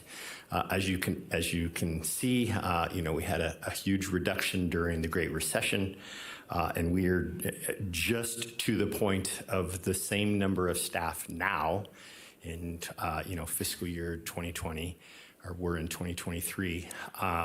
As we were back in fiscal year 8, but we served nearly 100,000 more people. So doing less with more. I hate to use that term. It was used a lot, but that clearly shows that we're doing that. So, next slide. The graph on the left shows the different sources of revenue for the county, with consolidated taxes and property tax representing roughly 84% of total revenue. No big surprise there. And then the graph on the right really shows the different uses or expenses as a percentage, and it shows that basically salaries and wages represent 63% of the county's overall expenditures. Again, that is very consistent with the public sector. We are a service organization or a service provider, so no big surprise there. Here's the county's final general fund budget with sources or revenue on the right, and the uses or expenses on the left. You'll notice we're budgeting more expenses than we are revenue, and that's where our fund balance comes into play. I'll talk about that here in a second. Next slide. So this is showing that revenue versus expenses. They have forecasted that 5-year forecast showing that revenue will be growing slower than our expenditures. And that kind of green, the green graph that you see behind the bars, that represents our fund balance. So we'll be using fund balance. And as I said earlier, our finance team will be watching our revenue and expenses very closely. And if we have to make adjustments, we will. And then lastly, kind of the next slides, the budget's been adopted. It will be submitted to the state by June 1st pursuant to NRS, and then we submit the CIP by August 1st. So with that, I'd be happy to answer any questions you might have. So to summarize, we've had a 20% increase in population, and over that same 10-year period, probably a 1% decrease in employees. Like, I mean, obviously a drop down, and then, but Correct. it's almost back up. Yep. To about 1% less. That's exactly it, yes. Yeah. Anything else? Any questions from commissioners? Yeah, thank you for that. Thank you. Thank you. Next item is a presentation and discussion on Community Services Department budget related to parks and open space, including but not limited to operating budgets, staffing, organizational, and financial structure. Okay, thank you. For the record, Colleen Wallace-Barnum. So I'll be digging in deeper to the Regional Parks and Open Space budget. Can I click through this myself? All right, let's give it a shot. Is it on? Yes. There you go. Okay. So just some structural slides here. So we have the budget that consists of park administration, park operations, the golf course enterprise fund, the May Center, that is the Arboretum and Museum, and then capital budget. So we'll get into those in a little bit more detail. So in park operations, we have a north and south region. Within those north and south regions, we have 2 districts in each. We have the Peavine District, the Para District, and North Maintenance in the north. And in the south, we have the Mount Rose District, the Truckee River District, and South Maintenance. We then have park infrastructure, so that is a set dollar value that we spend annually on any type of park amenity that needs to be rebuilt or improved, some existing park infrastructure. Then we have the open space and natural resources and trails program. So these are all specific parts of a budget. Okay, so the overall budget for parks currently is $7,297,002. You can see that we actually have $8 million, and then we offset that by 10% revenue. So with the offset, then we have the budget of $7.29 million. And then just like Eric was explaining with the county employees, when you look at the expenditures in parks, it almost mirrors it. Roughly 68% of those costs of our overall budget are staff related. So it's going to be the salaries and wages and then employee benefits. 39% of that overall budget is what we call services and supplies, and that's anything not related to personnel, any of our expenditures not related to personnel. And then the 3% is capital outlay. What that means is if we purchase any new vehicles or any medium equipment, that lies in that capital outlay budget. That's not the capital projects budget, that's separate.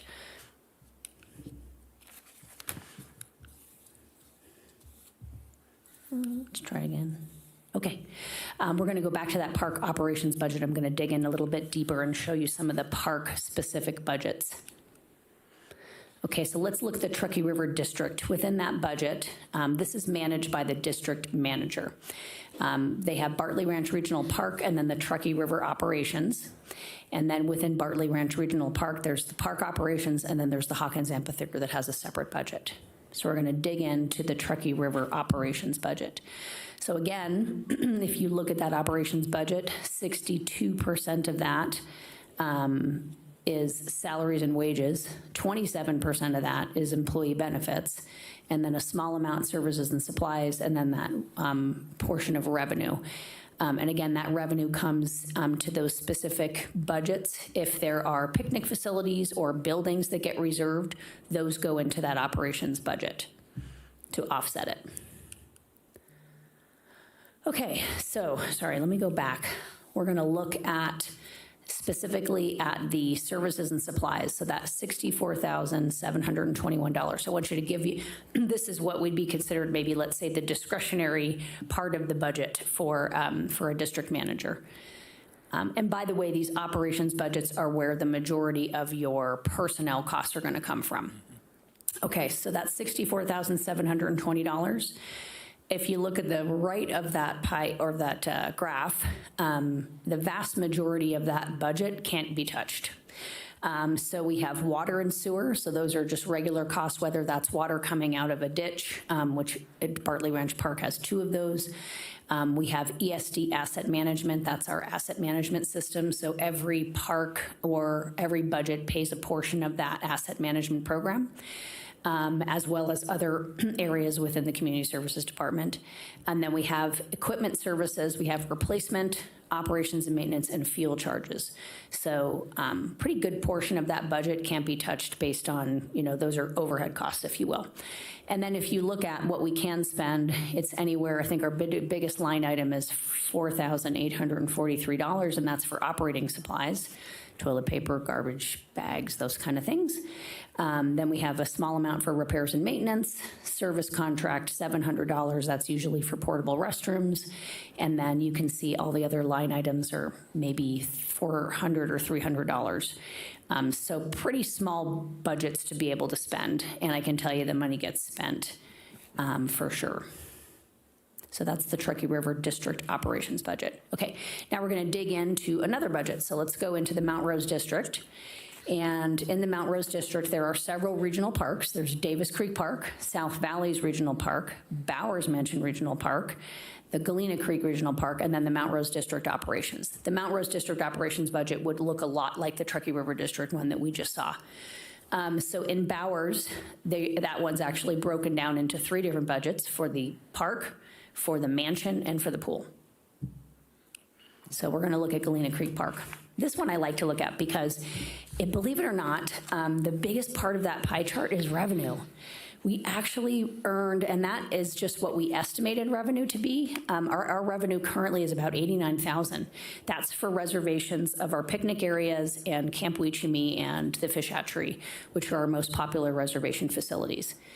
And then we have salaries and wages and services and supplies. So we're going to dig into that services and supplies budget. So this is just an example of a park budget, not a district kind of operations budget. So the park budget doesn't have a lot of personnel costs, okay? Has a little bit of personnel, but professional services, service contract. So service contract, I'll give you an example of what we spend on service contracts. We use service contract money for Stanley Securities for any of our security or alarm systems in our parks.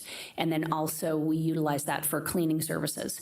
So after an event, we would hire a professional cleaning company to come in and service some of our facilities.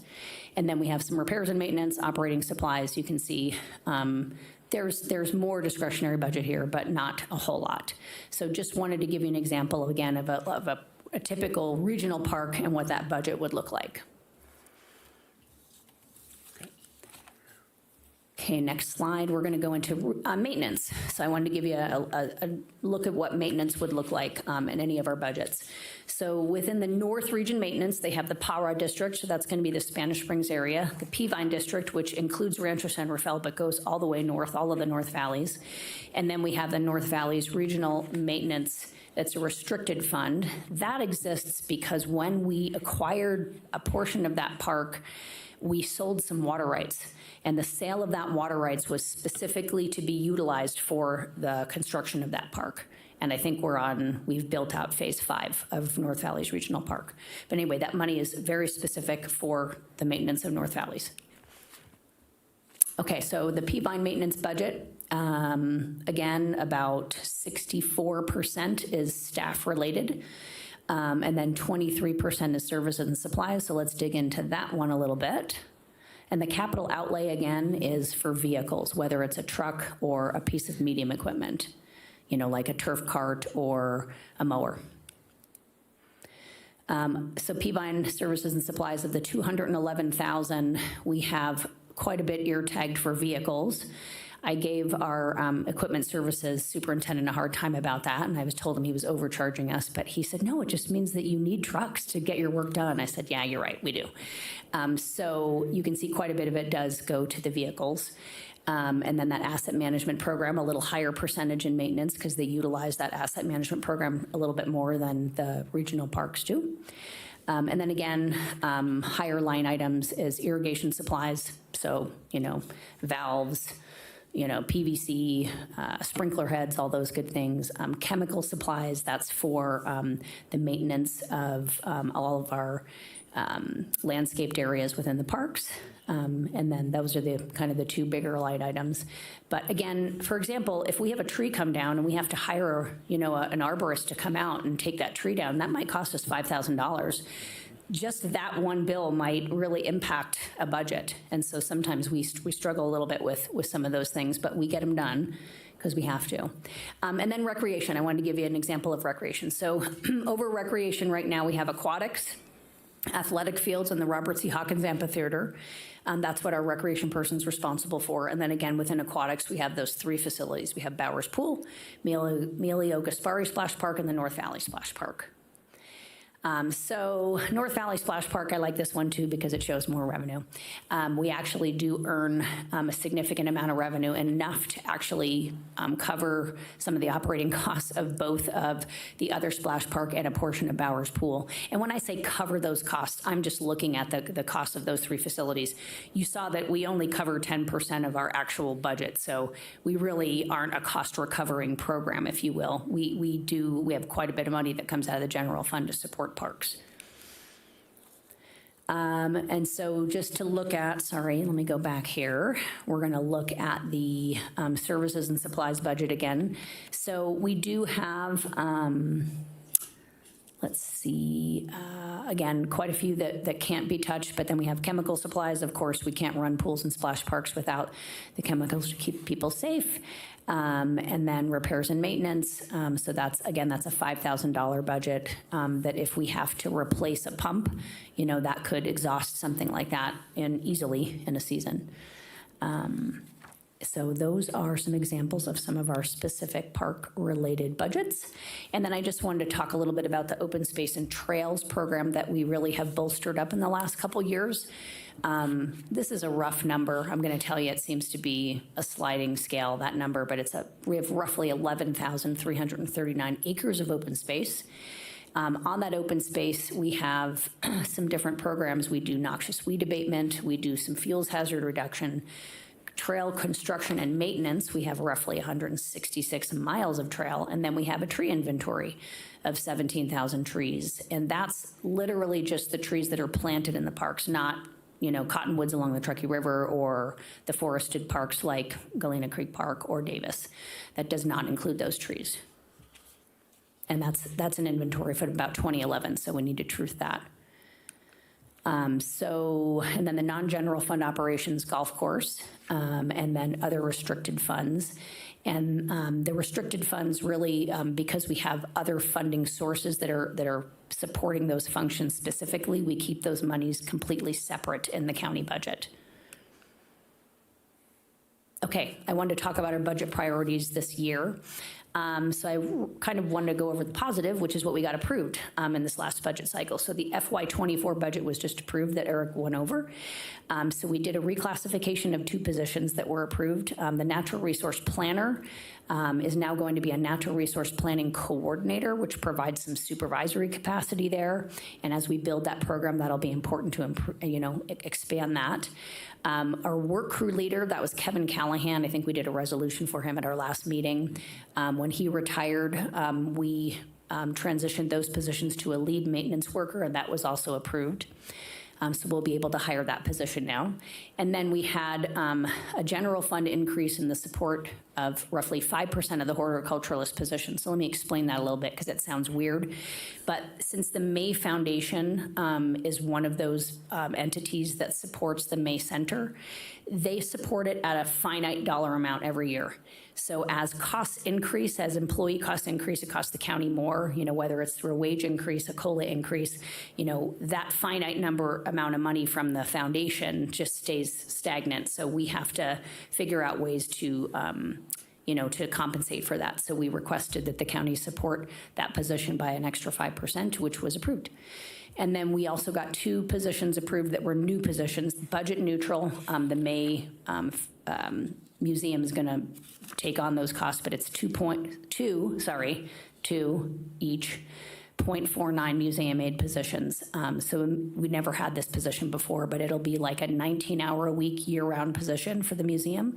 And we're hoping that will assist in having less turnover with the seasonal staff. And we've really have a hard time filling some of those seasonal positions in the last couple years. So the seasonal salary increases for the lifeguard series positions, I believe that got approved yesterday. Yes. Okay, so now we're competitive with our City of Reno and City of Sparks. So that's great news. What was not approved that we requested was a park ranger in the North Region, a recreation specialist, and an open space field technician. In addition, we requested some additional funding for the trails program and services and supplies that didn't get approved. But again, if you think about the amount of money that was approved for salary increases for county staff, that's really the reason why there were less approvals for actual full-time staff. So that's our budget priorities. And then I wanted to go over some capital projects. I don't want to dig into this too much. You should have your packets, and I am happy to answer any of these questions. But these are current projects that we are working on with our capital projects team. So we have several projects. This is anything that typically has funding available, and we're working through this. The fiscal compliance officer put this together for me and just shows what we've used out of some of these for the last 5 years. So these are active projects. And if anybody has any questions, I did want to point out it might seem strange that Rancho San Rafael Playground is on there twice. And the reason it is because there's 2 different funding sources. So the fiscal people have to keep those separate, but it'll show up twice, but that's why it's 2 different funding sources. So we have some Land and Water Conservation Fund grant money in addition to some remaining WC1 money, which is pretty amazing if you think about it. So if that bond was passed in 2000, we are literally still have some money that we're spending, which is really a testament to everybody who worked so hard on really creating those opportunities through grants to leverage that money. That's really why we're still spending it, because we were able to leverage it so well. And that's way before me. And then this shows, let me go back here. These are all 404, which is the capital fund. So when I had that slide up and I showed you capital money, this is capital money. So it's a 404 fund. So what that means is it's not a general fund, and it could be a combination of residential construction tax, grant funding, a trust that named Washoe County, so it's just a different source of money. That's what the 404 is.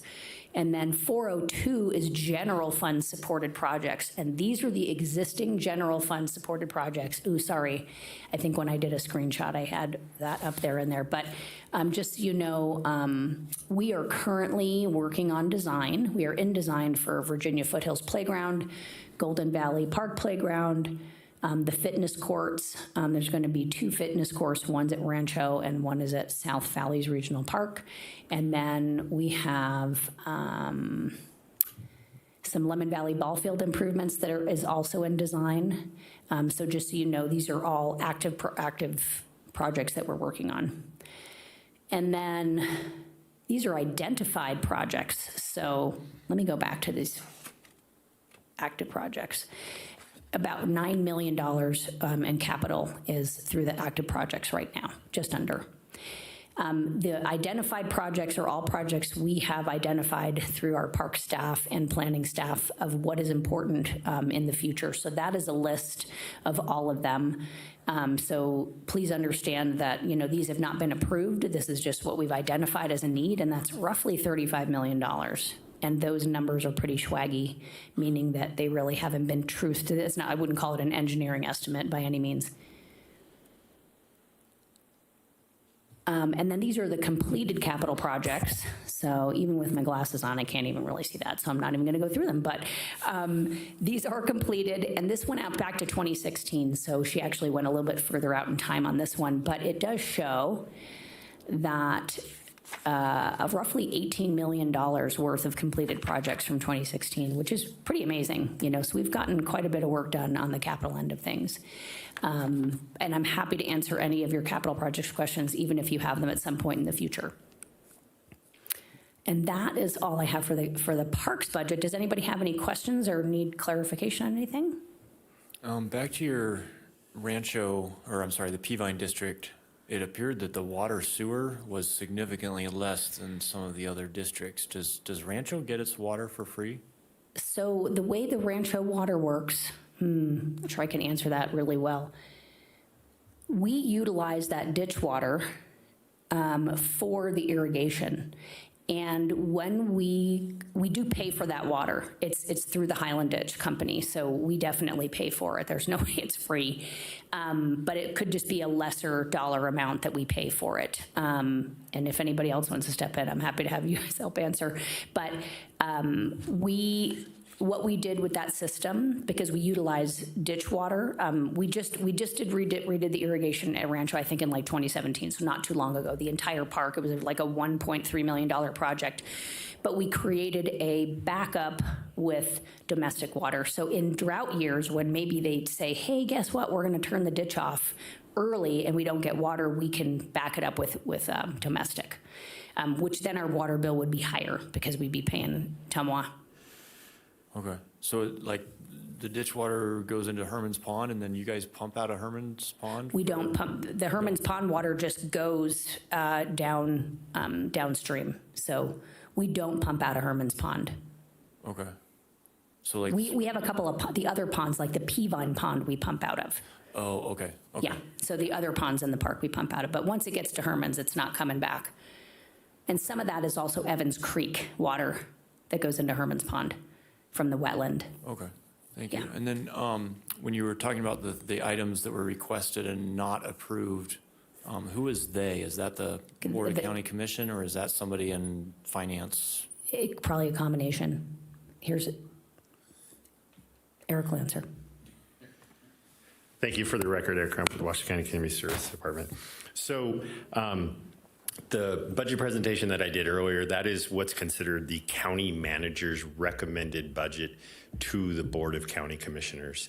So the county manager through the financial, through the CFO and the finance officers and the finance team puts together a recommended budget, presents it to the Board of County Commissioners. So it didn't make the cut, so to speak, to get in the county manager's recommended budget to the Board of County Commission. Okay. Because I see a discrepancy in the chart that you showed in one of the earlier presentations of what the public uses, and how like trails and open space was so far, further on the bar graph than some of the other park facilities.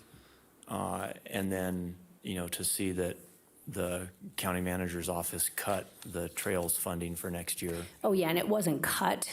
It wasn't part, we actually do have a trails budget now, which is something we never had before, which was approved last year.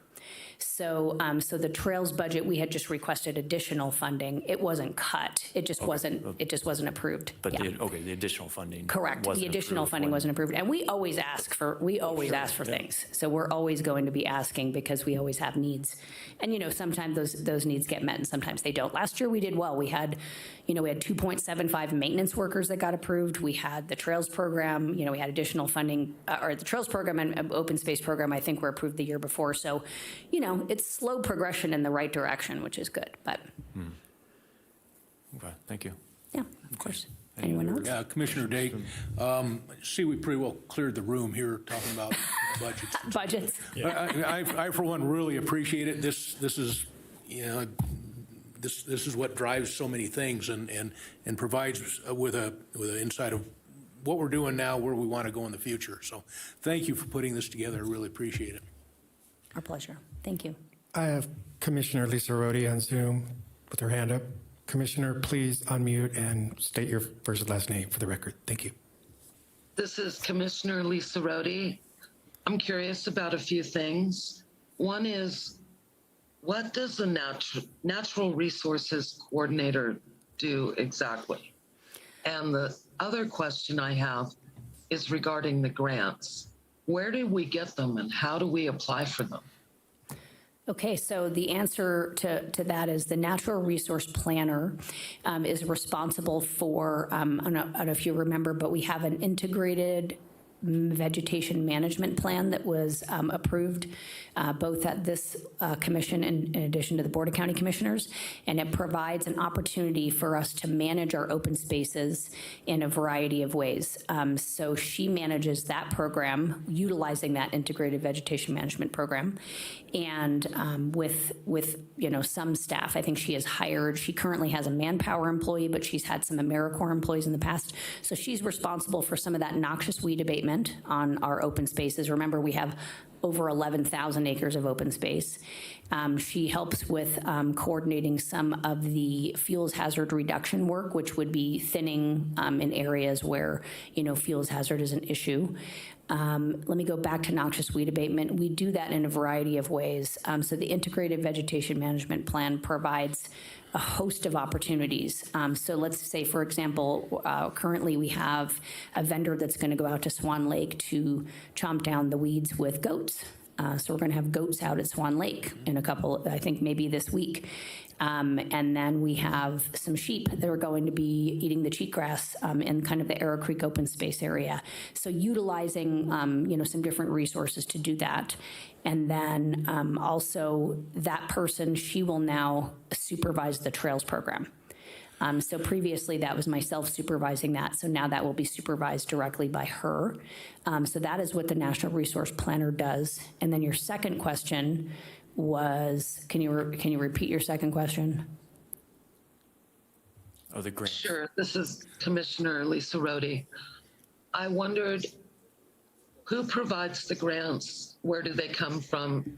And how do we apply for them or get them? Okay, great question. So she is actually the person who writes all those grants, our natural resource planner. So she came from the federal government and really does a great job with a lot of our federal grants. So we have a variety of grants. We have some federal grant funding through the Land and Water Conservation Fund. So anytime you see the term LWCF next to those capital projects, that means it's grant funded through that funding source.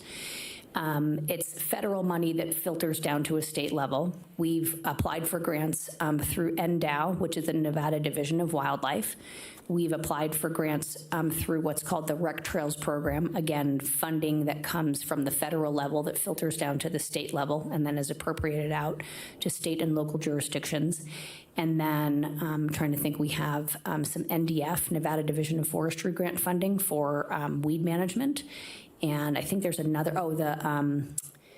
it's CCCHP. It's essentially the Commission of Cultural Affairs, and that is historic preservation.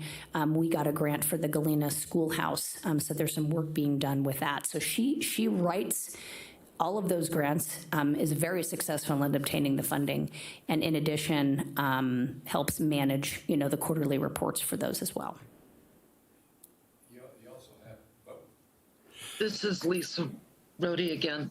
Do you happen to have a total for the amount of grants that we have to use, or have we used them all? Or I noticed you're stretching the budget with them, so I'm very curious about them.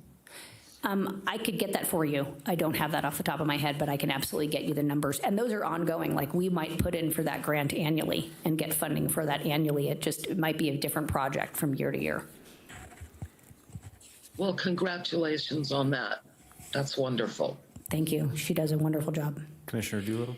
You also have private foundation grants that you apply for on a specific project-specific basis, so yes, those are available as well. Right. So the William N. Pennington Foundation has been very generous with some grants for Bowers Pool. We've done many projects out there. They've granted, I think, probably close to $2.5 million to Bowers Pool in the last 5 years. Any other comments or questions from commissioners? Thank you very much. You're welcome. Item number 13, Parks reports. I'd be happy to answer questions. Oh, you don't have a? I don't. I can no. put it up on there. Oh, well, that was what was sent to us, correct? Yeah, Do we? I have do it we up on need the to screen review too it, if you want or- to. There's only 2 or 3 pages. Lindsay Liddell for the record. If the commission wants to discuss it, it is an item on the agenda. You're welcome to answer or ask questions to Colleen, but if there are no questions and no discussions, I think that would be the extent of the item. I would highlight 2 things, which is our Expedition Dinosaur event that happened at the museum is over. I think we ended it at, kind of April 19th or 20th, but really good revenue from that. We earned $170,000, a lot of gift sale money coming from that. So the team over there did a wonderful job managing that event. And then also wanted to highlight that Dragon Lights Arena will be coming back to the Arboretum. So June 29th, we will have a VIP County May Arboretum Society member evening. So please make sure that you keep an eye out for special invitations for that. In addition, that event will be there from June 30th to, I believe, August 13th. So those are a couple things I wanted to highlight. Otherwise, I don't have any other highlights, but happy to answer questions. Okay, do any commissioners have any questions from the Parks report that was emailed out? I think, was the updated one this morning, or was that yesterday? That was just the presentations. It's the agenda packet that I sent you. Had the would have reports, okay. monthly reports in it. Hearing none, thank you. Yeah. Director's report to include updates on Board of County Commissioners' actions, future meeting locations, commissioner field trips, community sponsorship requests, department updates, and community partnerships. Good afternoon. For the record, Dave Solero, Assistant County Manager. Just some highlights from the Board of County Commission from February 28th till yesterday. So February 28th, the board actually rejected a bid for Ellens Park Playground upgrade. But then on May 9th, they approved the Ellens Park Playground upgrade. That was due to some irregularities with the bidding process. Have to make sure we follow the Nevada revised statutes on the way we bid and make sure that the bidders are following all those as well. So we received one bid, we had to reject that bid, and then we rebid it, and that was then approved on May 9th. In March 28th, the board approved all of the leases associated with the Little Leagues for their concession stands. So that's been taken care of. April 18th, we accepted donations, about $2,300 worth of donations from various entities to our parks, and so we always like it when people help support our parks through donations.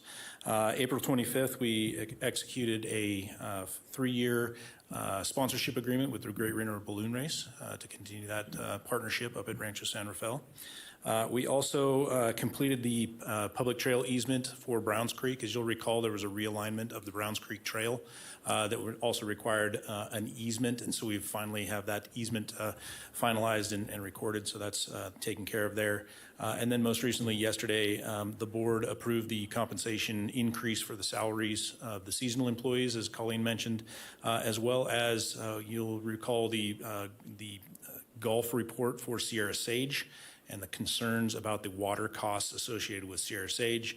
So the board did an amendment to the agreement that essentially allows the general fund to pay $30,000 worth of water that we're not paying for at our South Valleys Park to pay for that up at Sierra Sage. And so there's a little bit of a payment there that also gives me the opportunity to go talk with the city of Reno to do something similar with their parks in South Valleys that are receiving free effluent from the Washoe County effluent system there transferred up to the North Valleys. So some good things happening there related to Sierra Sage. We'll continue those discussions. On the general kind of parks world, if you'll notice, we had summer a couple of weeks, or maybe a week ago, and then we got back into spring.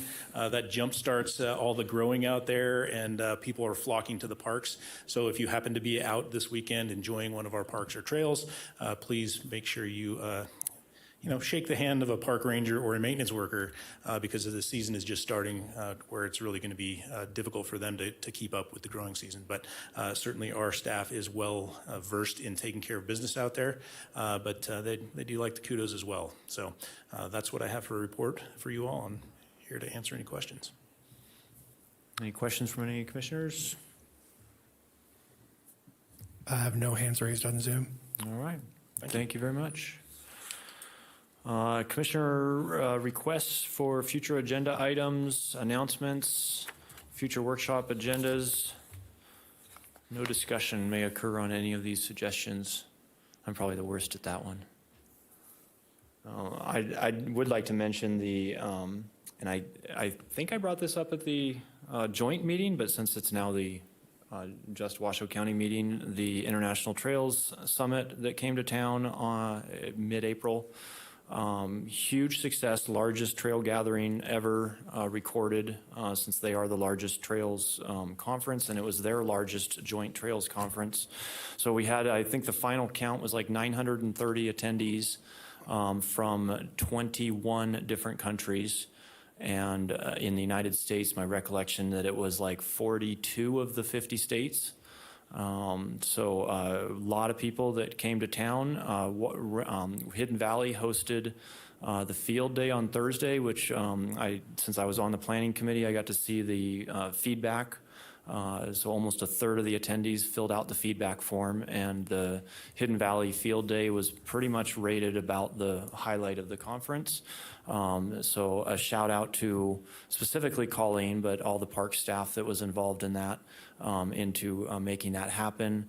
And then just kind of one of the things that I saw in the feedback of attendees was kind of their overall impression with the lack of connectivity in natural spaces, parks, et cetera, around Reno. And I mean, that's obvious to me as I've been passionate about that for a long time, but I'm hoping that I can use, that data from an event to help convince, some of our planners and politicians to really work on that in the future. And basically, I mean, like one of the chief complaints was that they couldn't ride their bike from the Nugget. And they couldn't get around town without a rental car easily. So, that's something that's kind of known to us, but, it was interesting to see the visiting public's perception on that. Any other announcements? Go to the order. Do we have any public comments? I have no public comment in chambers and no hands raised on Zoom. All righty. I will